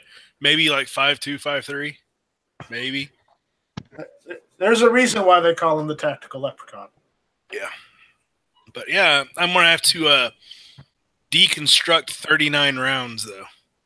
Oh, but one other thing. I was still taller than Ghost. Yeah. At least you got one thing on that for you. I'm not going to believe it. I think he was wearing heels that day. I was not. No, he don't wear heels. He wears lifts. There's a difference. I got you back, Night Strike. Just because he wants to be in Kiss doesn't mean shit. No, I do not. He doesn't like eating pizza real late at night either. You know what was funny about for that? I'll tell you what was funny about that situation. So I knew what was coming. I knew that they were going to go up to the room and mess around with Night Strike. So before they even got up there, I've got his cell phone number, so I called him. No, the problem is you called me after that happened instead of before. Well, that was after that. They were giving out your room number, and I was like, "Hold on a minute, I've got his cell phone number. I don't have to call the room number." Good job, family. Your warning really worked. Yeah, I wasn't going to warn him. That wasn't the plan. My plan was to keep his ass awake. Exactly how many phone calls did you get to your room that night, Night Strike? He got so many that when I tried to call his room, it sat there and said that the person was unavailable. I think the switchboard operator got kind of tired after about 20 calls in a row. Probably. That's funny. I turned the phones onto the snooze function. I just would unplug the damn thing. Pretty much what I did. I'll say I was watching it, but I did not care enough to call and bug Night Strike or call and order a pizza for Night Strike. My ass was in bed trying to get some sleep to get over there early the next day. So for anybody that's interested, if you want Night Strike's phone number for the next time, give me a call. I'll give you his cell phone number so you can just forego calling his room. And don't worry, guys. Tomorrow I will go and put Ellis's phone number in bright bold letters on a video, so you guys can call Ellis and let him know. Oh, Night Strike. You see, here's Night Strike. You're gonna have to do that first, and then I'll call you for Night Strike's number. No, it's 1-900-327. Now I know you're full of crap. Hey, Night Strike, take a look out on the YouTube side real quick. Oh, great! I can't wait to see this. You ready? That's my phone number, right there. Oh, it don't bother me. Yeah, it's on gun channels anyway. Yeah, my phone number's on gun channels. Anybody that wanted it has access to it. I don't want to get random phone numbers or random text messages from people I don't know. So, and people say it's bad to throw the chat link in YouTube as well, just because you're. And you know what phone number Ellis just gave out? It's the one to his ex-girlfriend. So, no. Well, if it's going to his ex-girlfriend, I'm going to send her his image, and she'll love it. There you go. Well, she is his ex, so he has no claim to her anymore. So feel free, my friend. Riley, if you're gonna whine, you need to go to bed.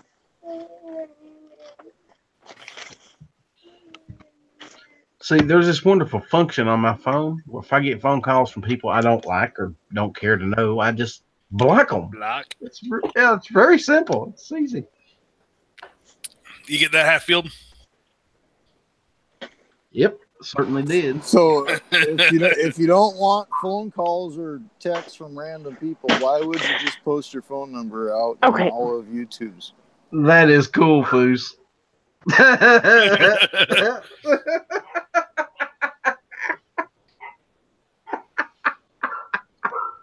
Oh man.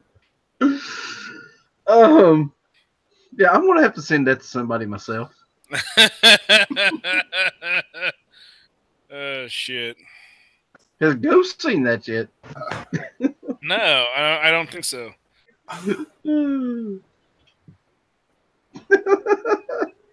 You ought to send it to him.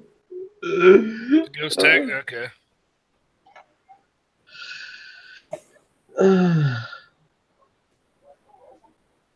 Hey, Rich, has this show gone off the rails enough for you? This show went off the rails before you ever got here, Night Strike.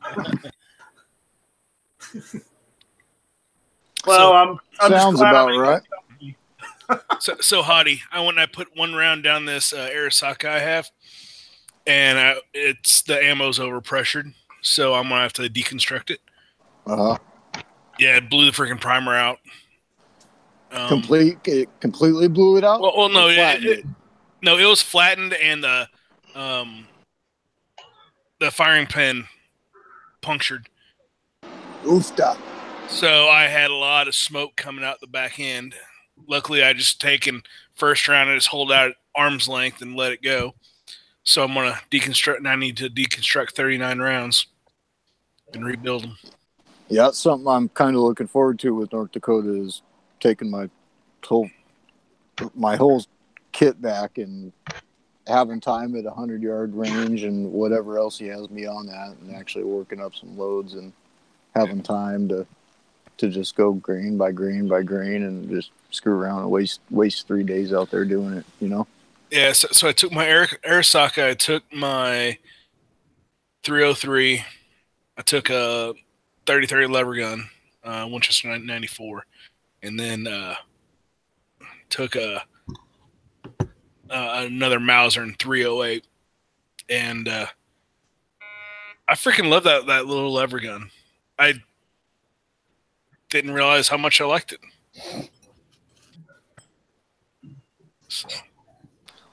gonna have to cast some more bullets for it. Now, I apologize, which lever gun again?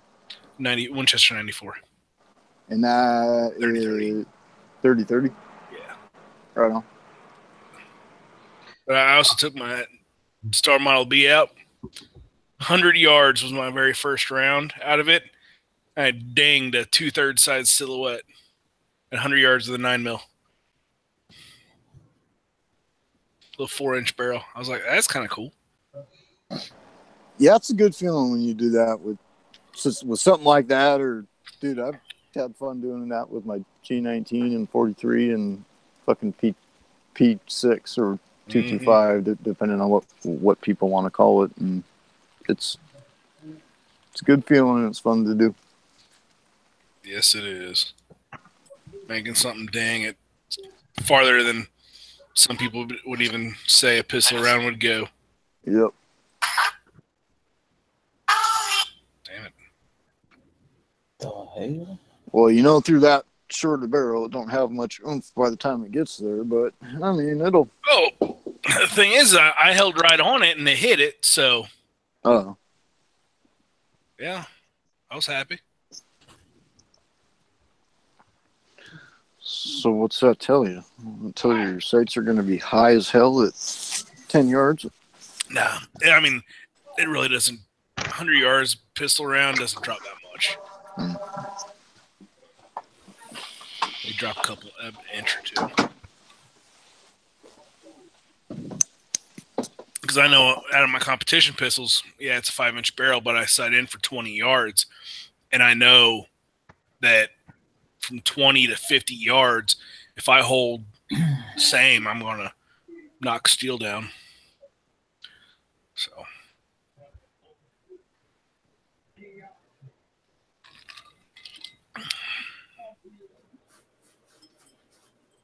Did I kill the chat? No. No, not at all. Nope.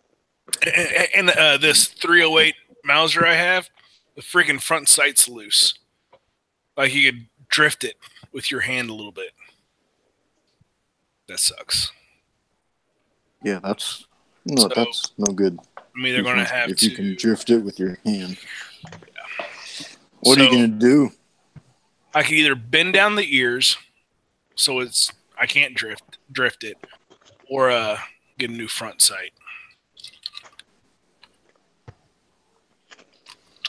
But I don't know. That or I'll probably take it down to Tulsa and put it on the table and sell it next year. And what could you do for a quick fix without fucking up the red Loctite. Pull it off, red Loctite, put it back on. Yeah, that should work. Because it would work. I don't see any reason why it wouldn't. Yeah, it's a bolt action. It's not going to get that damn hot up there. No. Got to go mute and stir some food that's in the oven.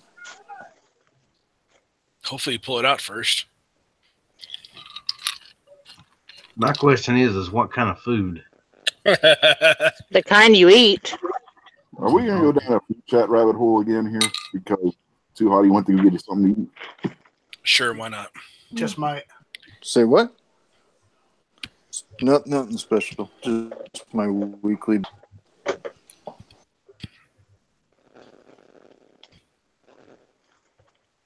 I'm thinking we ought to have a gun channel pizza party. And Alan B. Pro supplies the pizza. I am all for that. That'll be in November, right? No, that's gonna be here like let's do it in 3 weeks from now. We'll all get in the one chat together, 10 of us. Alan B. Pro sends a pizza to everybody's house. We sit, talk, eat pizza. That or we each call and have them deliver and see which one makes it first. Yeah, we can make a race out of it. Yeah. Good luck getting anybody. That wouldn't work for me though, because I don't have a pizza place over. Me either. They don't have a pizza outlet near me. They could deliver from Tulsa. I don't know if that would work, or unless they do it like on MASH, how they ordered the ribs from Chicago in that one episode. That's one show I never watched. Well, I've seen episodes, but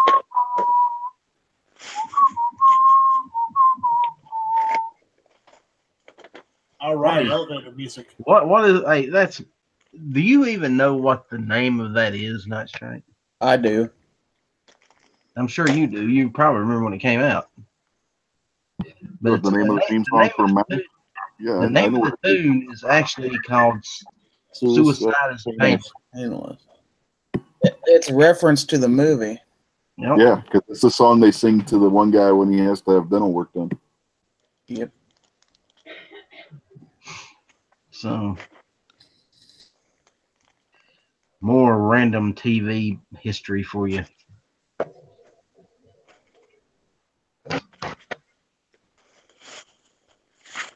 And yes, Does anybody folks, believe it see or not, that song actually has lyrics.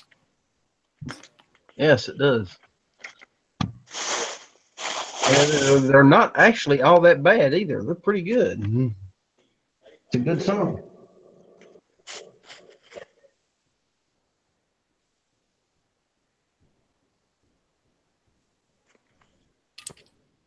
Has anybody seen G-Whips today?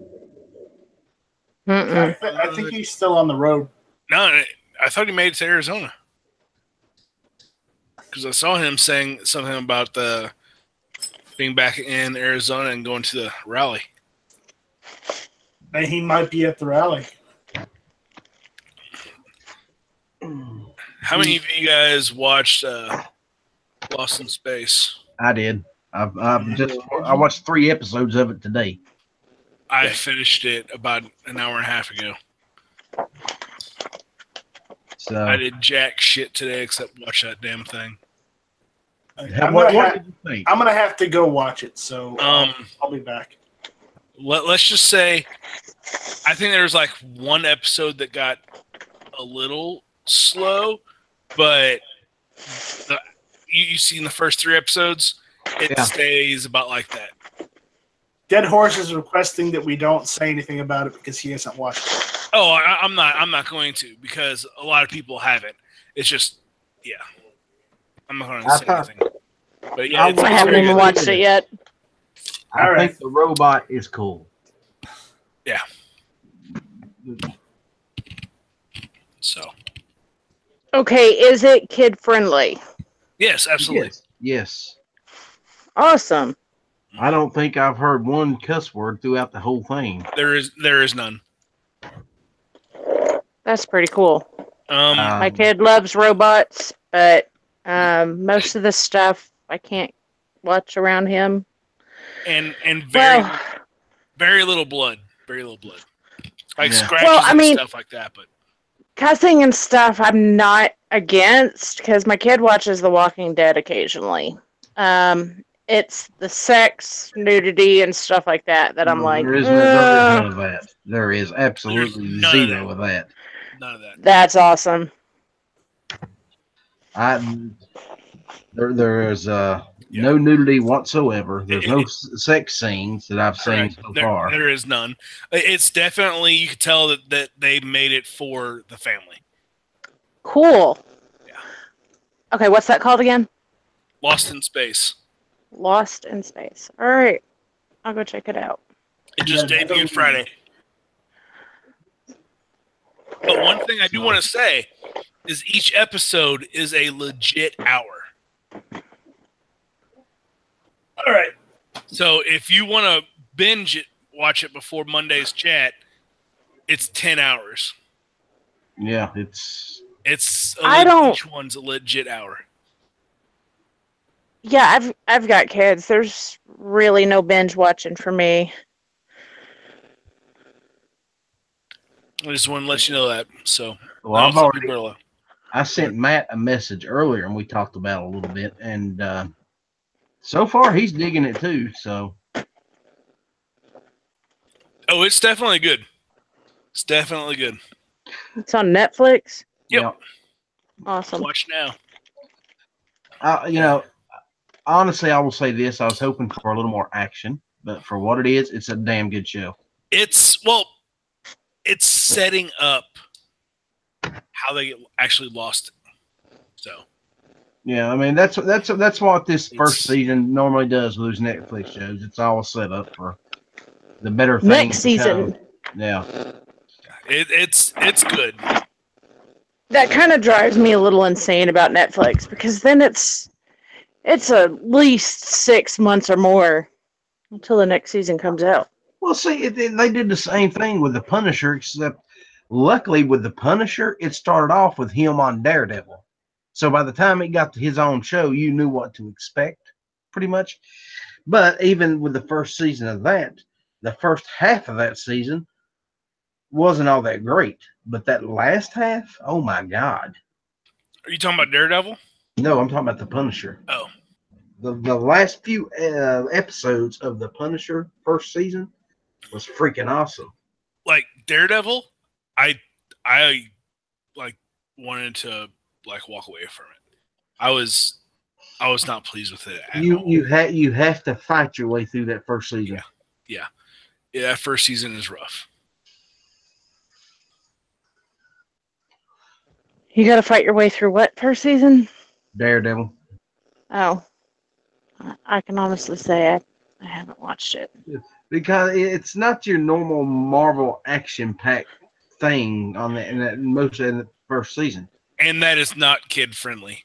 No, it is not. It's not. Yeah, well, I wasn't really impressed with how they did the movie, and there's probably a lot of people out there that loved the movie. No, it's totally different. I just didn't, and so I thought it was kind of based on that. So I haven't even bothered watching it. It's not based on that at all. It's completely different. Well, crap! You just had to say that, didn't you? Yeah, and it don't have Ben Affleck in it, so. Well, see, that makes me want to watch it. I can honestly say I am a girl that does not like Ben Affleck. Oh yeah, not my kind of. Don't be. Yeah, not my kind of cup of tea. He might be somebody's shot of whiskey, but he ain't mine.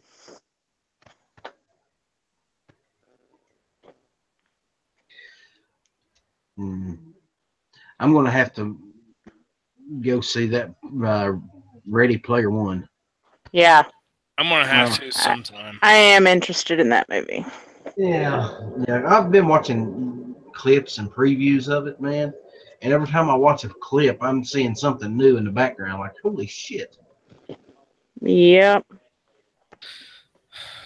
I want to, but I'm not a big movie theater fan. Okay, that's where I'm at. I don't like the movie theater. I think Tardot and I've gone to the movie theater 3 times. That was while we were dating, and since we've been married, I just don't like movie theaters. I would much rather wait till it comes out on DVD so I can pause it, or wait till it comes out on cable. But I tell you what, I wish they had more of is those old school outdoor theaters. we got some in Texas. I mean, we got one drive-in movie theater, which is awesome. That's the best way to watch a movie, man. Drive-in theater. You park your car. You turn your radio on. It picks up the radio station for the drive-in. No fuss, no muss. And if you want to smoke a cigarette or drink a beer, have at it. Yeah, we have one about half an hour, 45 minutes south of where I am, and it's kind of nice to go down there and watch it. Turn the truck around and sit in the bed. I'm still a big fan of being able to pause the thing. I mean, they have those outdoor projectors and sound equipment that you can do at your house. So if you want to watch it outside, you could do that. But you still have the capability of pausing it. Like if you have to go pee from drinking so much beer. It's awesome. Well, that's why you just hang your ass over the side of the truck. No, I'm kidding. But yeah, that's indecent exposure. So something I do wish they would do is do like movie theater stuff, and then like 2 weeks later, like be able to rent it on Amazon or something like that. Okay, if anybody has an Amazon Fire Stick, I just have to break in and say that's not indecent exposure. I know plenty of country chicks who have no problems doing stuff like that. I bet you Gunpowder has no problem doing it either. I really don't. If I'm out in the woods, I will. On a country road or Yeah. wherever the hell it may be. Absolutely, but I ain't doing it at a movie theater because that's against the law. Depends on how close your neighbor next to you is, I guess. Our drive-in movie theater, it's probably about 50 miles from where we're at, and there's usually only 2 spots open, and it can fit like 50 cars. Oh, okay. Ours could probably fit. Shit, I bet you ours could fit 90 to 100 cars. It's pretty big, and there's one spot that you could actually be outside because you could either get the plug-in ones speakers, or you can just turn your car to certain FM radio station. Yeah, and you that's hear how ours is. And there's one spot that you're close enough to get the signal and be able to see the screen from outside the theater, and that's usually taken pretty quick. So you get to watch it for free. The drive-in that's not too far from here in Virginia has 2 screens, and each screen shows 2 movies every night. Yeah, that's how ours is. Yeah. But each screen, I think each screen can hold 50 people. The last time I went to a drive-in movie theater, I was in my early 20s, and I was not sober. So what, like a couple years ago? No. Yeah, so the one we have is just 1 screen, and a lot of times on Thursday, Friday, Saturday night, they'll do 2. They'll usually do a more of a kid-friendly first one, and then more of an adult one, the second one. So, because the kids usually pass out by the middle of the movie. Yeah. So, yeah. Yeah, I don't think I've ever been to a drive-in movie, and it's a cool experience. And no, you didn't let me finish my sentence, man. And be sober. That's what I was gonna say. I don't think a lot of people go to a drive-in movie theater and are sober. I do, because the roads are curvy as hell to come back home. So that's why I always go with a designated driver. That's what I was just gonna say. That's what I've never driven to one, but hey, I'm not. Yeah, I drove to one, and my friend ended up driving back because she was the sober one. So I was like, by 30 minutes to an hour into this movie, you're going to turn into the DD, right? Having that sober friend is a beautiful thing, is it not? Yeah. That's why you got to be friends with knocked up girls, because they can't drink. I'm usually the sober person. I have a more of a protective personality, so whenever I go out with people, I'm usually the good one. So. You waited till I cleaned off this bed, didn't you? You left Gunpowder in charge, Rich. Have you lost your mind? No shit. Listen, I was never in charge of anything. Okay. He just told you that you're in charge. Said, be right back. You high? Gunpowder, you're in charge. Isn't this famous late night Ellis chat a little late to get started, or no, not just. Is it midnight or when is it? Oh, okay. It normally started after the daily gun show about 1 o'clock. Oh well, because an hour ago you said, or an hour and 30 minutes ago you said an hour. So I was just wondering. Well, we're all in here, but I can start one up if it would make you people happy. Oh no. I mean, we can damn sure go down some of my rabbit holes. I'm still trying to figure out why Rich left me in charge. I mean, he must be drinking something funny tonight. Well, out of us, you probably are the most responsible. Okay, I do have kids, but that doesn't mean I'm responsible. Well, I left Alan B. Pro in charge of one of my shows, so. Listen, we were pretty responsible that night. Yeah, I didn't get any weird emails. And your channel wasn't shut down, and nothing ended up on Pornhub, so I think it was a good day.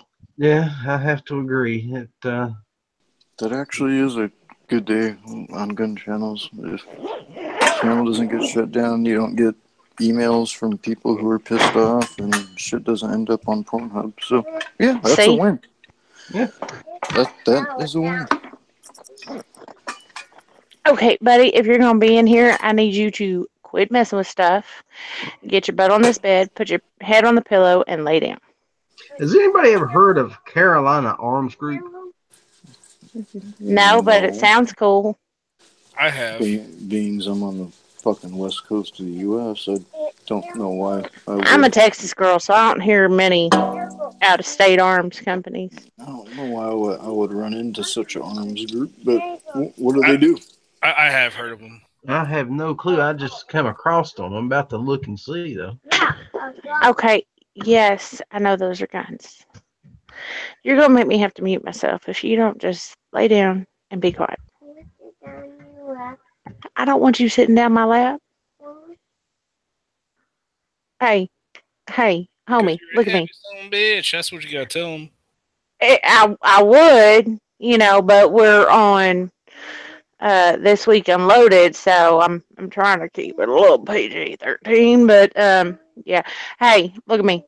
Look, focus. Hey, I know you hear me. Look at me. Head on pillow. Oh, that's what they do. Head, pillow. Oh, gunpowder. What do they do? I want you to stay calm here. I'm screen sharing. Just. Oh my goodness. Man, Mother's Day is right around the corner. So you like custom 1911s? Like high-end ones or what? Listen, if it's shiny and it's pretty, I don't really care. Okay. There is Guncrafter Industries. They're about a half an hour from me. I think their cheapest gun's like $3,600. Okay, see, I got an expensive taste, but that price right there is going to be a big shutdown with Tardot. I'd agree, but they make just beautiful firearms, and I know that a couple people that work there. All right, well, I need you to send me their link at gunpowder.beauty01@gmail.com. Gunpowder. You see this one? That's got your name all over it.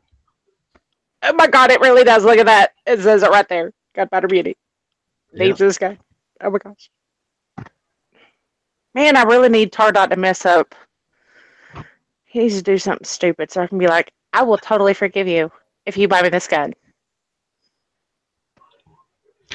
Dang it. I think he would have to do something amazingly bad for him to buy you this gun.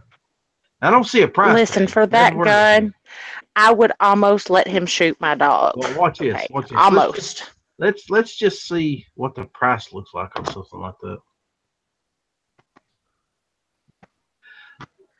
$3,800. Catch this one. $3,800. It's their Renaissance. Check this one out. Oh, look at that. Oh my gosh. This one's $5,000. Can I sell a kid? No, I can't sell a kid. So they do this American. My buddy created this paint scheme. But you can still join or die. No step on snake. So, no, but you can sell a kidney. All right. see, Can't sell a kid, but Tardot said you can sell a kidney. So Which one of his kidneys are you going to sell? I can't drink anymore if I sell a kidney. Are you for real? Shit. So, Guncrafter, what they do is their big thing is like, here's a Hellcat Commander. Check out that end Look at on it. that crown. Yeah. Look at that. And their big to fame is a 50 GI. Oh, what? Said Hatfield has a new logo. He must have been sucking up the ghost. Let's see, 1, 2. No. What about Hatfield? He What says do you you got say a now? new. He says you got a new logo. You must have been sucking up the ghost. No, actually, Ghost made this and sent it to me. He says, "What do you think?" And I said, "I love it." And that was it. He said, actually, the thing is, Ghost sat there and sent it to him and said, what do you think? He says, I love it. So, bye-bye. Huh, Instagram is not working. You guys know how glad I am that someone else came along with Photoshop skills? I'm so glad Ghost came along and has Photoshop skills to do stuff like that for you guys, because... Well, you helped him out on the original, didn't you? Yes. I still feel like I need to call Outlaw and have him come over and do my yard work for me. Now he's got them weed eaters on it. I'll do that for you, Gizzard. That is not a problem at all. Ghost is You good supply on you on supply the Photoshop. food and you supply the food and the beer. I'll take care of you. Ghost is Wait, good with wait, the wait. Photoshop. Wait, and wait, wait. Ghost is good What? with coming up with stuff pretty. I take a lot of time when I do what I do. So What do you get if you provide the food and the beer? He wanted me to come do his yard work. I said, "You provide the food and the beer, and I'll be right there." Oh, never mind. yeah, no, thank you. If you don't lay down and put that head on that pillow, I'm gonna beat you, and then I'm gonna make you go sleep in your own bed. Hey, Foos, do they do 10 millimeters? No, but they do have Glock conversions to 50 GI. Who said anything about it? Who wants a Glock? I don't want a Glock. Well, but shoving a 300 grain projectile down it. No, they don't do 10 millimeter. They're 45 and 50 GI pretty much only. You know why? Because only big boys and girls can buy those guns. It's 45 or bigger, nothing less. They do some 9mm stuff as well. What are you compensating for, gunpowder? Listen, I don't have to compensate for anything. I just like a 45. Okay, I was just, you said 45 or bigger or nothing else. So Well, okay, 45 or bigger. Sounds like I'm in Texas. I'm in Texas. It's go big or go home. Okay. So Texas.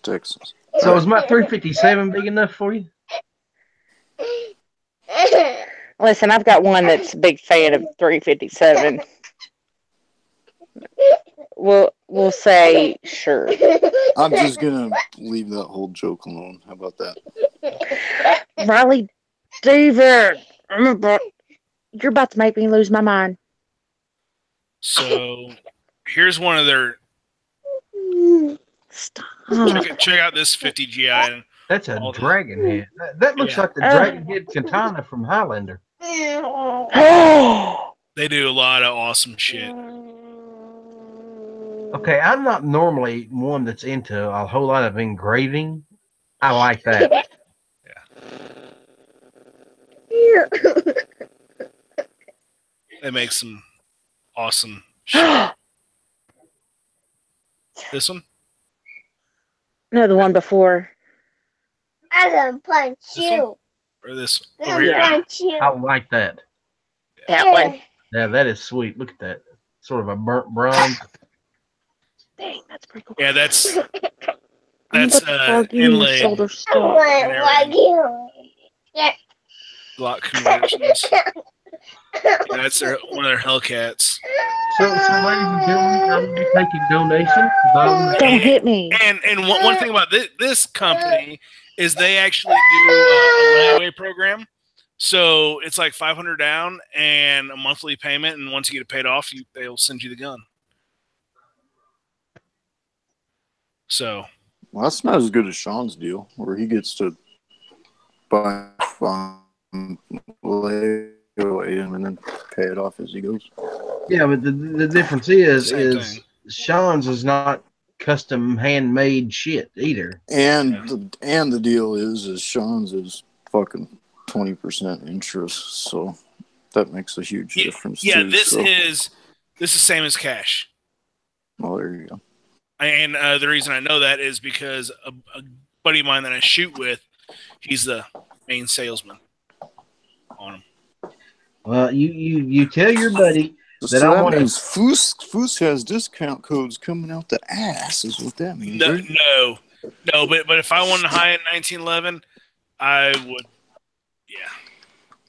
Hey, Foos, tell him to send me a T&E gun. You know what he'll tell you, Outlaw? Go to hell.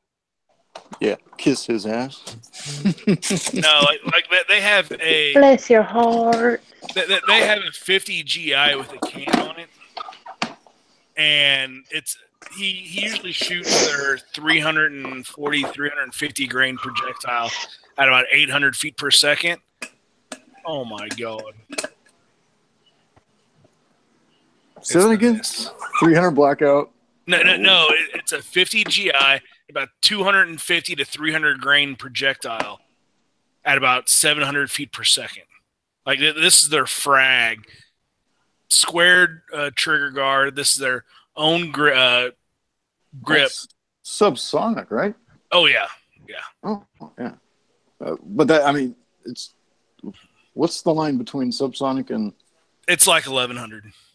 Oh, shit. So it's way below. Yeah, it's way. Like, I fire that gun, and you hear the action cycle, and you hear the thud of the round hitting the ground. And that's about it. But yeah, these guys, I know a couple of the gunsmiths over there.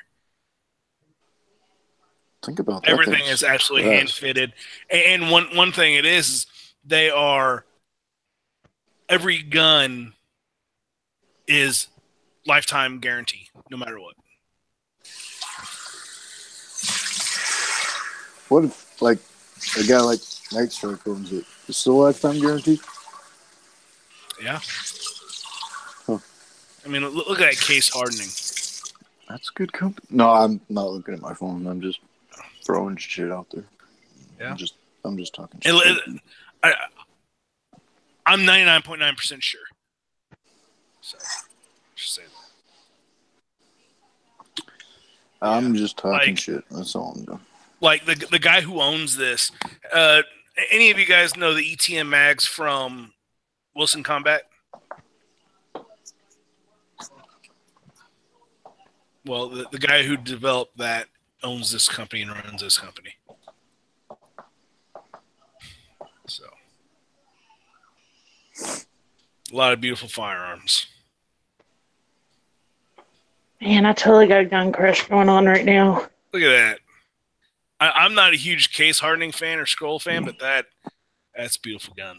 That is sexy. And they're starting to come out. They have a guy that makes mammoth tooth grips. So he carves mammoth tooth into 1911 grips. Those can't be cheap. They're not. Yeah. Say, how many mortgages am I going to have to get on my house to get that? Like, they start right around $3,000 for the grip. No, talking gun. Okay. But he did say that he had one guy spec out. He didn't tell me what it was, but like the final price was like almost $8,000. And not only did he buy a 45, but then like 2 or 3 weeks later, he ordered a 9mm specs. So pretty much you're telling me that I need to really win the lottery. Or drive a hell of a lot of Uber. No, they do have. Uber ain't gonna help me. They have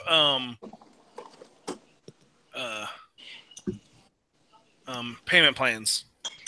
So. Well, don't tell me that. That just means I can sit there and. Oh, you're killing me. You're killing me. That just means you pay a little bit each month, and you don't. You know, all you get to see is a picture, and you know what you're paying on. But I mean, you know, you have a. By the end, when you pay it off, you'll have something to show for it. But, yeah, that means that Tardot's gonna kill me.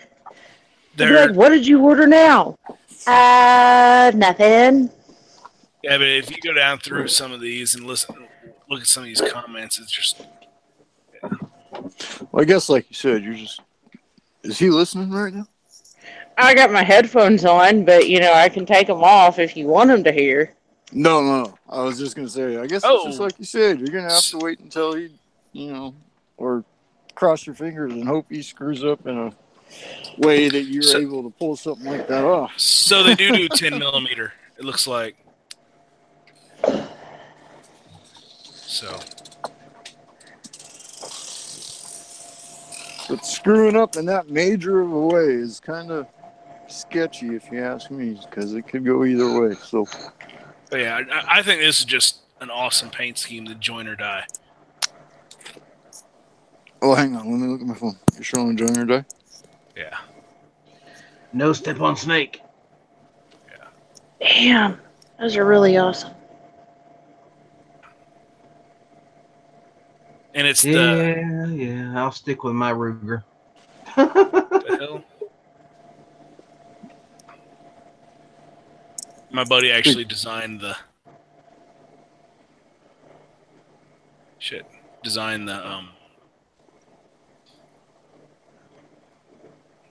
paint scheme on it.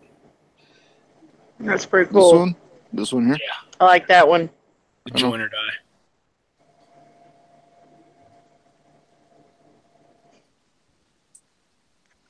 I mean, it's all the same basic image. It's just how it's placed, right? This? Yeah. I mean, when you take the old join or die flag from fucking Revolution, it's just it's how it's placed and the creativity that you're able to add to it without taking away from the original. See, now they have a lot of beautiful firearms. All that you've really accomplished tonight was putting another gun on my list that I will never afford to own. Hey, they got payment plans. Hey, so you got no reason to give him shit there, Hatfield or hipster. God, I gotta quit calling you Hatfield. I gotta stick with the hipster. Why are you calling me a fucking hipster? That's my question. You and that hookah. You and that what fucking. Liz will be smoking a hookah, dude. You talking about my vape? Say what? Are you talking about my vape? Yeah.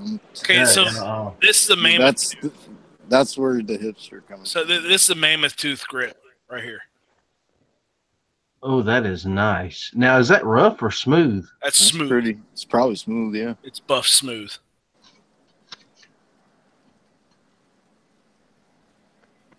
That is gorgeous, man. And all their guns are made to run. I think they put several hundred rounds down it before it leaves their shop.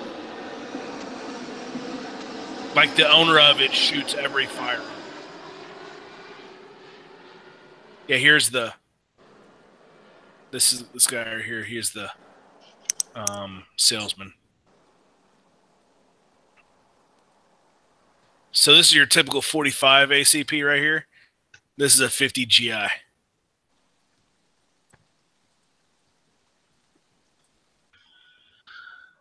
Yeah, that might leave a little ouchy. Yeah. I need that one.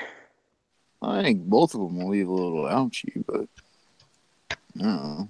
If I'm gonna go out, give me the 50 GI. Just get it over with.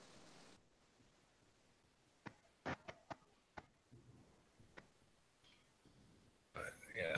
Hey, babe, you know you're like Oh, the best husband in the whole I wide was just gonna world. say. I was gonna say go back to that one. Yeah.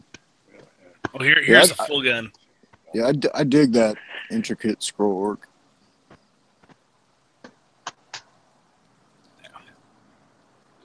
Yeah, he got that design from the Highlander series, man. That is just cool shit. I like that one. That's my favorite so far. This one? Yeah. I don't get the design on the grip, to be honest with you. Oh, they're super grippy.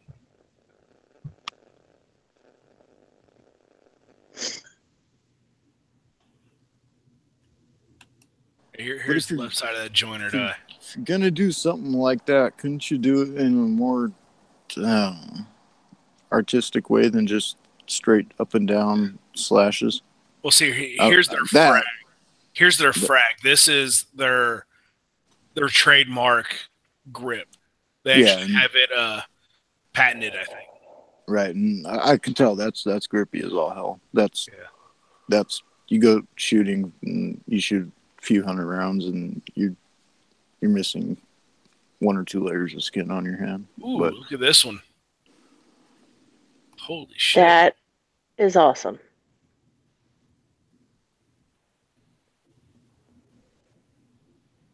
I love that color case hardened. Look at that. Yeah, I was just gonna say on that one I dig how the color case hardened on the slide and frame ties into the tones in the grip. No, the slide's not color case hardened. It's just the grip. I mean, just the frame. Well, all right. Well, whatever's going on with the slide, because something's going on with the slide where it's got that rusty kind of heat right there, just to the forward of the ejection port. Okay. Nope, a little bit further. Yeah, right there. Right here. So something's got to be going on there when it comes to finish wise, compared to the serrations cut in at the rear end. True. And that could be a high gloss, and you're just seeing an angle. But because I don't think they. Yeah, so here it is. Here's that same gun. So yeah, it's just the angle. I like that one a lot. Yeah, that's always a hard thing when it comes to the angle and photography and lighting and color casts and all that. As a photographer, I can get that. Now, will they put whatever sights you want on there, or they have standards that they use, or what? It's 100% custom. They'll do whatever the hell you want. Everything's hand fit. So this. Ooh, so if I wanted one like sapphire and stainless steel, they do it. Anything, yeah. Like this gun is actually a gun that my buddy shot and shoots at in competitions. He's actually going to be going away from it, and he's going to be going somewhere else. But I can't talk about it. But yeah, this is a gun he has, kind of a brushed bronze. See, I like that brushed bronze look, and I'm not a big fan of colored guns. Mm-hmm. For me, it's either black or stainless steel, but I do like the brushed bronze. Yeah. So this gun is the gun that he usually takes out for demos. He has probably he said about 15,000 rounds through this one, which is all suppressed. Basically, most of them are suppressed. So that's a fun gun to shoot.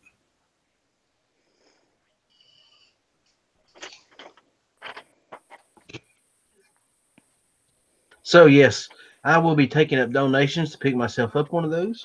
For anybody that wants to donate, send me a message. Don't even start. This is not even on your own channel, dude. Hey. This is the guy he's their sales manager. 50 GI, 300 grain jacketed flat points, power factor of 210. If you guys know anything about power factor, that's huge.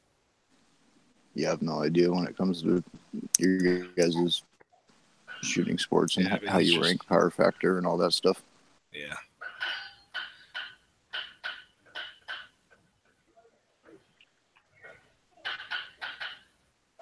And shooting a 50 GI.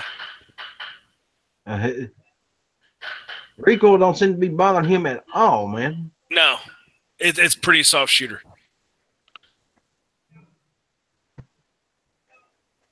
Little two-tone. Yeah, I like that too.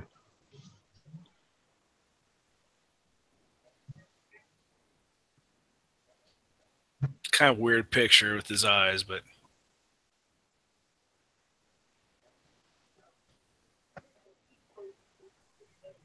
Now that stainless one right there, I like. it's back one. That's actually that's not stainless. It's Cerakoted. Really? Yeah. I like that. Cerakoted and battle worn kind of look. Yeah, and something else they do like if they do a flat top, they'll put grooves in it to keep the light down. Kind of like this one, this high polish, and they'll cut grooves to keep light reflection down.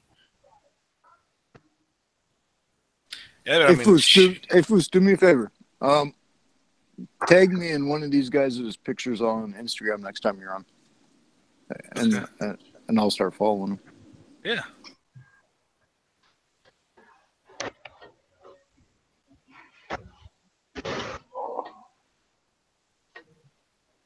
Yeah, it's their Hellcat. It's one of their newest releases. Yeah, that grip just looks like it's got bite to it, which is good.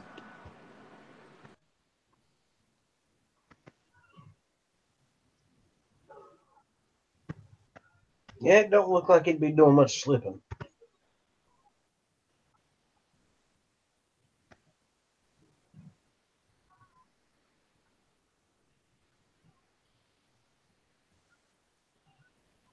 All right, I just tagged you in one of them. Howdy. Cool. Thanks.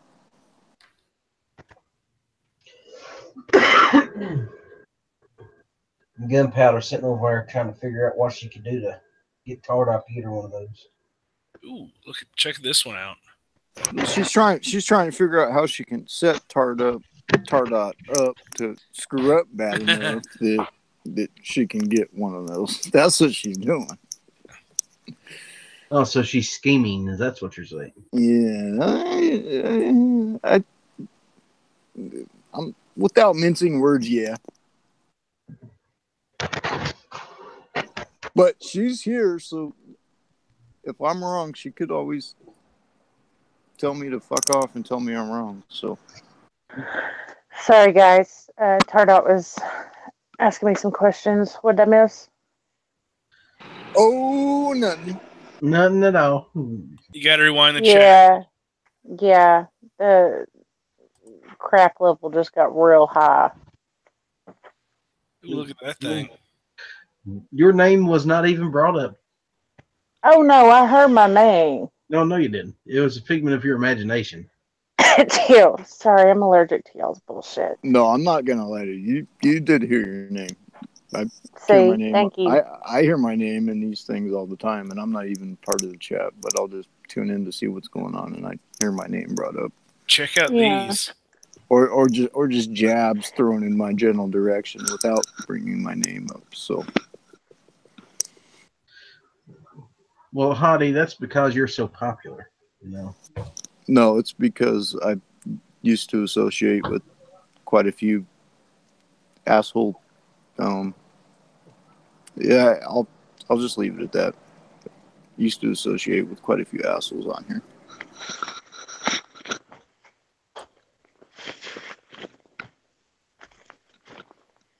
Well, which is why I ain't been around lately. Because I got better things to do than spend my life surrounded by assholes. Have enough for them to deal with in the fucking real world. Oh, they also started doing these cups too. Dude, there's got to be like 10 different companies doing those now. Yeah. I see so many on Instagram. Yeah, I see a lot of those. I saw that they had the shot glass. Yeah, shot glasses too. That was pretty awesome.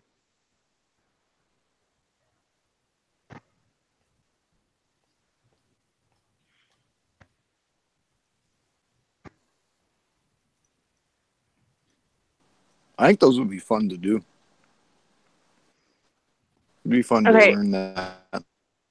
So what company is that? It's probably more of an art than a skill. This is Guncrafter Industries. Okay, I'm gonna find them all. Yeah, they're on Instagram and all that stuff. Oh, that's just beautiful engraving work. Poor Tardot's going to be a broke man. Yeah, probably. I don't know. If my dog doesn't shut up and she wakes my kids, she may end up losing her life tonight. Don't even talk about dogs, please. Who's losing their life tonight? I'm not really going to, but gosh, she's barking so much. She's going to wake up my kids.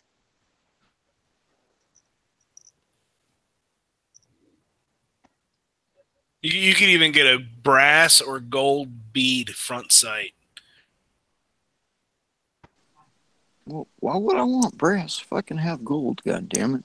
Give me the gold. You know what I'm saying? Basically, if you're gonna do it right. So let's see. If I'm gonna spend over $3,000 on a gun, yeah, give me the fucking gold bead front sight. Why would you think I would want brass, you asshole? Okay, so bobtail.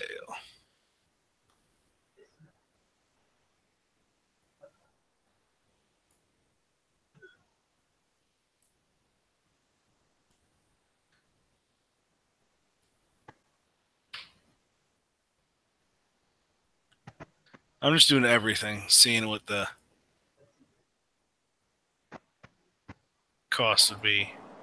Sorry, I had a plane go over. I was just going to add, if I was a cheap son of a bitch, I wouldn't be shopping at this place to begin with. So, you know,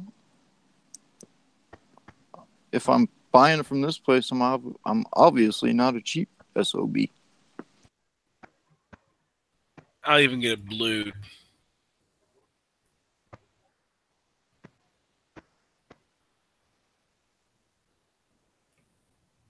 So I don't even want to know how much this is already.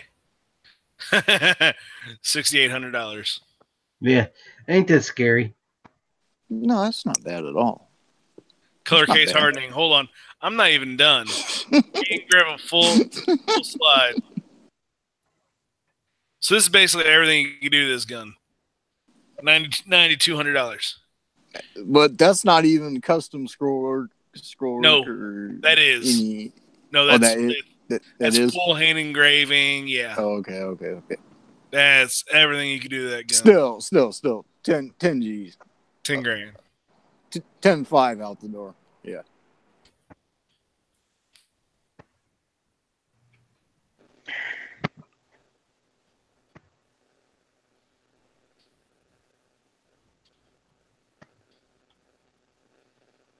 A lot of money.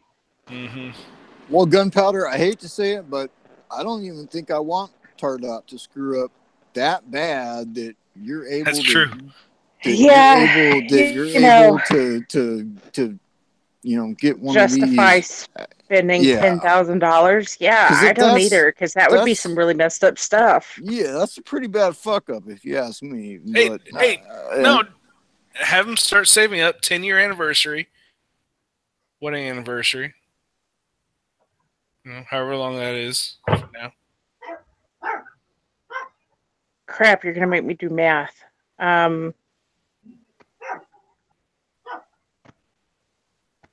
Okay, we just hit 4 years, so 6 years from now, I don't even think I could justify spending that much money in 6 years. No, just have them start saving $100 a month for it. Yeah, well, I that's guess true. she's just gonna have to keep track of the fuck ups and put a dollar amount per fuck up, and For the next 6 years. and make that accrue with interest over the next 6 years, and you're golden. Yeah. Yeah, but do you know how messed up it would be to sit there 6 years from now and be like, and No, this I is do. with interest. 6 years ago, you I did do. this. 5 years ago, you did this. Yeah, I as a person could not even justify doing All that right, kind of crap. I have much respect for you for not being able to do that sort of thing. So That not only is that petty, but that is some shady crap right there. I would rather both of us go play the lottery and both of us win it, so that way we get double the money and nobody else wins it. And then we'll sit there and be like, hey, babe, I love you so much. I bought you a gun. Hey, babe, I love you so much. I bought you a gun. And then, or, hey, we both just won the lottery. We're going to buy our own freaking guns. Well, and then I can sit there and drop that $10,000 and be like, this is what I bought. I just and want to here's say, my new truck. right. I just want to say, like I said, you earn much respect in my book, because a lot of chicks that I talk to in my world are the opposite of that, and they're the petty type. They're the I will count every fucking mark against you, and I will accrue interest and blah blah blah blah blah. You know what I hate is the ones that you screw up with, and they throw it back at you 6 months later, and you don't even have any freaking clue you did anything wrong to begin with. Mm-hmm. Okay, now I'm not even going to say in my defense, I don't do super petty stuff, but I do have an attitude on certain things. And so when it comes to like taking the trash out or something like that, I will sit there and have an attitude, but I'm not going to go and splurge and spend money and be like, you pissed me off, so I spent $500 on this really ugly, expensive purse. All right, well, I'm more of a gun girl.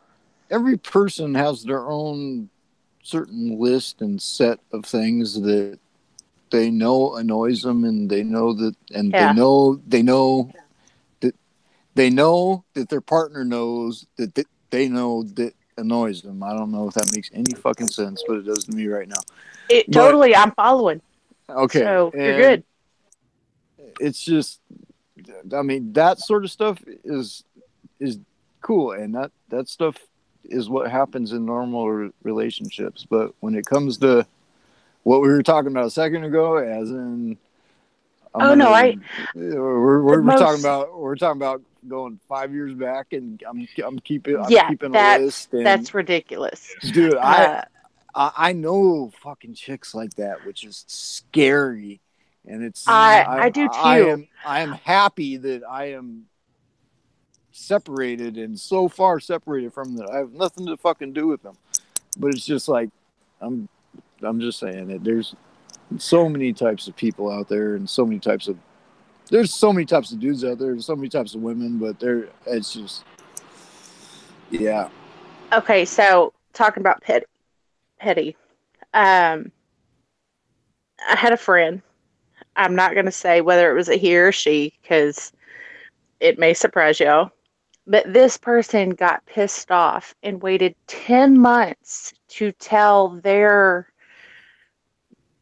significant other that they were pissed off because their significant other told them that their dog was ugly. What? Oh, yeah. Who gives a fucking shit? It's a damn dog. This dog was hideous.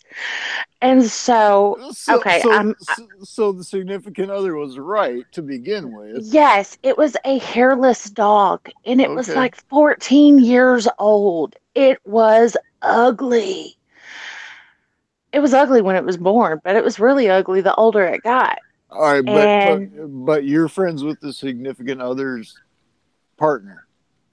no, I'm No, no, not no. friends with either one of them now. Well, But okay, but I'm asking when you're telling your story. Were you friends with the significant no, I other's was friends with partner? the one that got pissed off. So okay, so the owner of the ugly dog. Yes, that was my friend. Okay. And that person left their significant other over a comment made about the ugly dog. So I think I Wow. would have. I think I would have left as well, but it wasn't because of the comment. It's that waited 10 months to tell me something, and if something that's not as important as that, so that would tell me something. Oh no. This is true. This is a first date kind of thing to me. You bring your dog along when we go to grab our No, no, cup no, of no, coffee no. at Starbucks or whatever.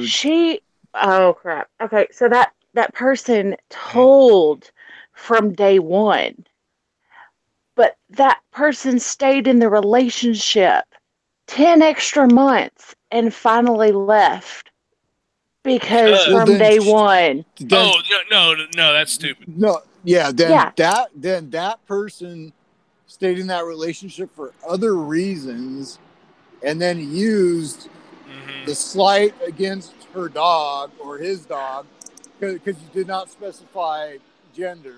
Right. So they stayed in that relationship for one reason or another, and then when it became convenient for them, they left that relationship and used the slight against their dog as an excuse. Yes.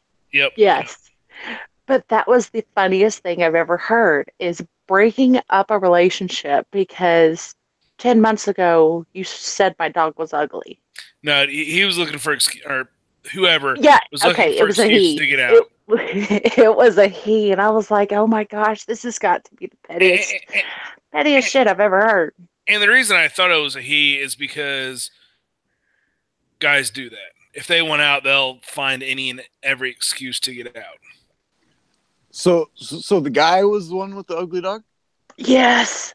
And I had even told him that his dog was ugly. I told him it was ugly when he bought the ugly thing. But even I wasn't. But even he knows the dog is ugly deep down Yeah. inside him. So he's like, it's cute. No, that dog's ugly. No, it's exactly like. And the older it got, the uglier it got. Like it started looking like a bald rat with missing teeth, and I'm like, that dog, that's ugly. Got grayer, it started losing hair, just like yeah.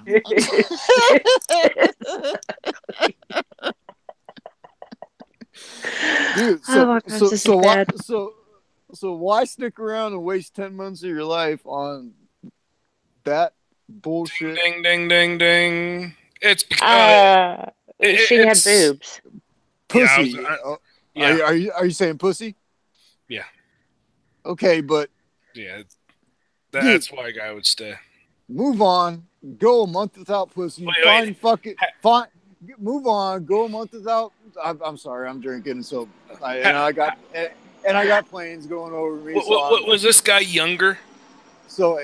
No, that's the funny thing. This dude is 10 years older than me. I'm 32 now. So yeah, because like I'm 37. I don't date someone just to fucking date him because if he's really looking for something serious, once he realizes, at least this is how I am, once he realizes that it's not going to go, get out of it because the person that you're meant for may come in and out. Is still out there, and may come in and out of your life, and you not even know it because you're stuck in a bad relationship. That's exactly what I was saying, and I'm 32 as well, and a chick that I was behind your ears, dude. A chick that I was just dealing with is petty as hell when it comes to certain shit. She likes to think she has her shit together, and she constantly is posting shit on Facebook and whatever about dude, I'm a grown ass woman and I don't have to deal with this. I'm not dealing with that. But chick, I mean, Okay, you have that is the nothing. biggest sign right there when girls have issues. I do not understand why girls have to sit there and post their dirty laundry on Facebook. But It is it's not your therapist. It's because okay. they think And, people care. all right, but this And people all right, don't. and what I'm saying is also us talking via text and whatnot. And she has to confirm to me that she's a fucking grown ass woman, right? But on the other hand, she has to call me a week later or however fucking many days later and ask me if I can put her on my insurance because she has 7 fucking traffic tickets in the last year and Nope. and cannot get insurance that isn't $500 a month. And if she has to do that, she gets kicked out of her apartment and blah blah blah blah blah. Just Well, that's it's a just big like sign that you're not a grown ass girl because you ain't ex- handling your bills exactly. and you I'm like haven't learned to take your foot off the pedal and not ex- drive it like you stole it. So, exactly. I'm like. First of all, you don't even start this conversation because you're not going to like the answer to the question that you're going to ask. And that's second the of other thing. all, Why do women, okay, since I'm in a panel full of dudes, why do women sit there and ask questions that they don't want to know the answer to? Now don't get me wrong, dudes do the same thing. oh my But goodness, when you ask a question and you don't get the answer you want, why act butthurt over it? Like I understand if it's your time of month and you're emotional, but all right, nobody lit the fuse on your tampon when you and sat there and asked the question. So why ask the question if you know that there could be an answer you don't like? all right. Can I please have the first response to this? Because I just went through this in January when me and a group of buddies, me and 3 friends went to Colorado to go snowboarding, right? And 2 of the friends, they're a married couple, and they had, we all have a mutual friend. She's a chick, and she came along with, and she's been friends with them longer than I have. So, I mean, it's kind of like I might have been the outsider in that group, but it's like we're up on the mountain, and she asked me a question at one point in time about, if how I like riding the powder in the trees, and it was like my first time up on a snowboard in probably 10 years, and I'm just like, yeah, it's okay, but I don't like the fact that I have to fight through it, and I don't like the fact that I have to give the person ahead of me 200 feet, and then I also don't like the fact that if I give them the 200 feet that I lose sight of where they actually go. So we're going to end up at different lifts. And she just fucking blows up on me. Well, what the she just completely fucking blows up on me. And it's like, don't ask a question if you don't want the fucking answer to it. Was the thing that I took away from that. And it's like she's the one who asked the question. Oh, so how do you like running through the trees in the powder? Oh, it's okay, but I don't like having to worry about running into my friend that's up in front of me and not knowing how far up in front of me he is, and if I want to If give he's him gonna this, go left and I decide to go left because I think he went right, we may collide. especially right. And she just fucking blew up on me and called me a fucking downer and this and that. And it's just like the rest of that day, I went off and I rode the whole day on my own, and I had the best day out of the whole fucking trip, just out riding on my own. And it was just like, why ask the question? Bullshit. Yeah, it was just like, why ask a question to someone if you really don't want the answer to it, or if you're not prepared to hear the real, honest answer to said question? Well, just wants a sounding board. But just to tell them that, oh yeah, dude, I'm having great. This is fun. You're having fun, right? Much fun, dude. Dude, awesome, rock on. Yeah, no, thank you. I'm gonna tell you what I fucking think.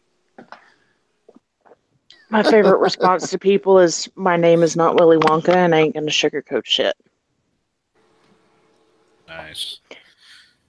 I gotta get to bed, folks. I'm beat. It's Sunday morning. Holy crap! It is Sunday. Yeah. All right, Foos. I'm getting ready to stir my beans for the last time. And Yeah. Good night. Thank you for joining us. Talking refried beans, you fucking sickos out there listening. But hey, Foos, it's been good talking with you, man. Yeah, man. See you. Take care, buddy.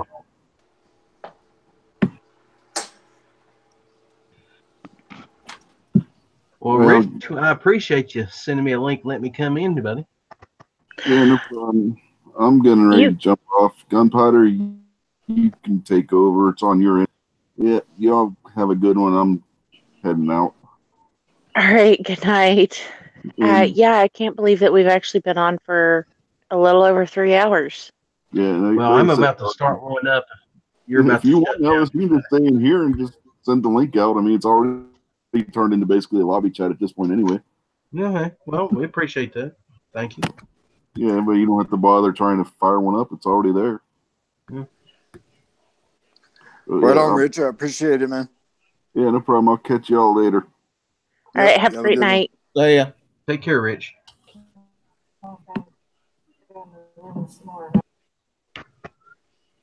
Outlaw, Gunpowder, Gary, you guys figure out what y'all want to do. I got a good mute and stir my beans. So figure out what you want to do, whether you want to start a new one or do whatever.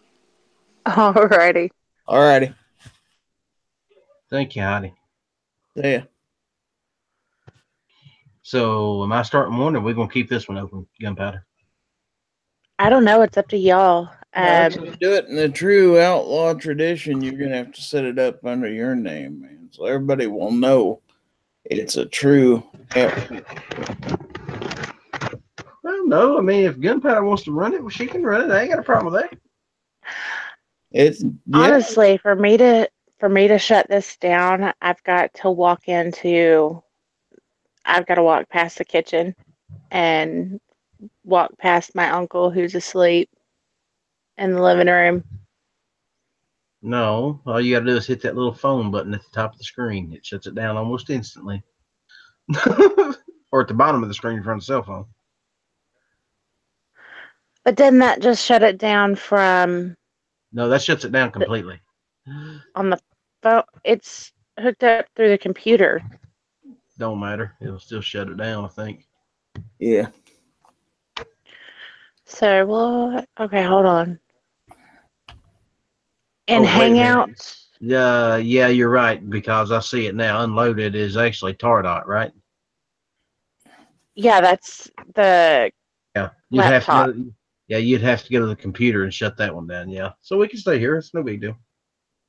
Yeah. I mean, we've been going for 3 hours. We can go for however many more. But I don't really know that a lot of Unloaded Media's fans know that we stay on this late.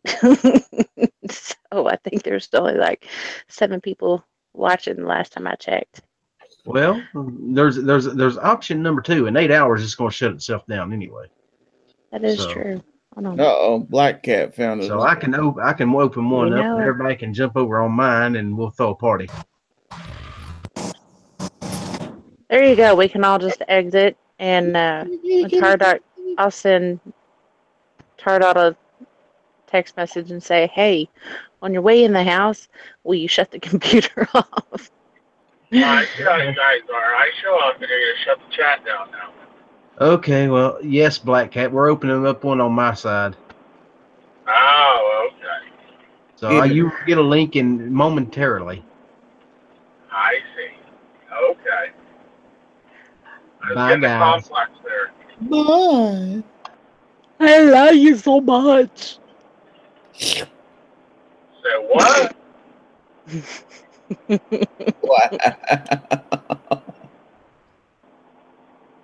You know. That was authentic Texas gibberish right there.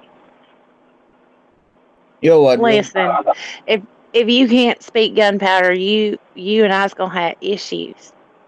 Okay. Bless your heart. Yeah, bless your heart. Don't make me get the brush kitty. Oh.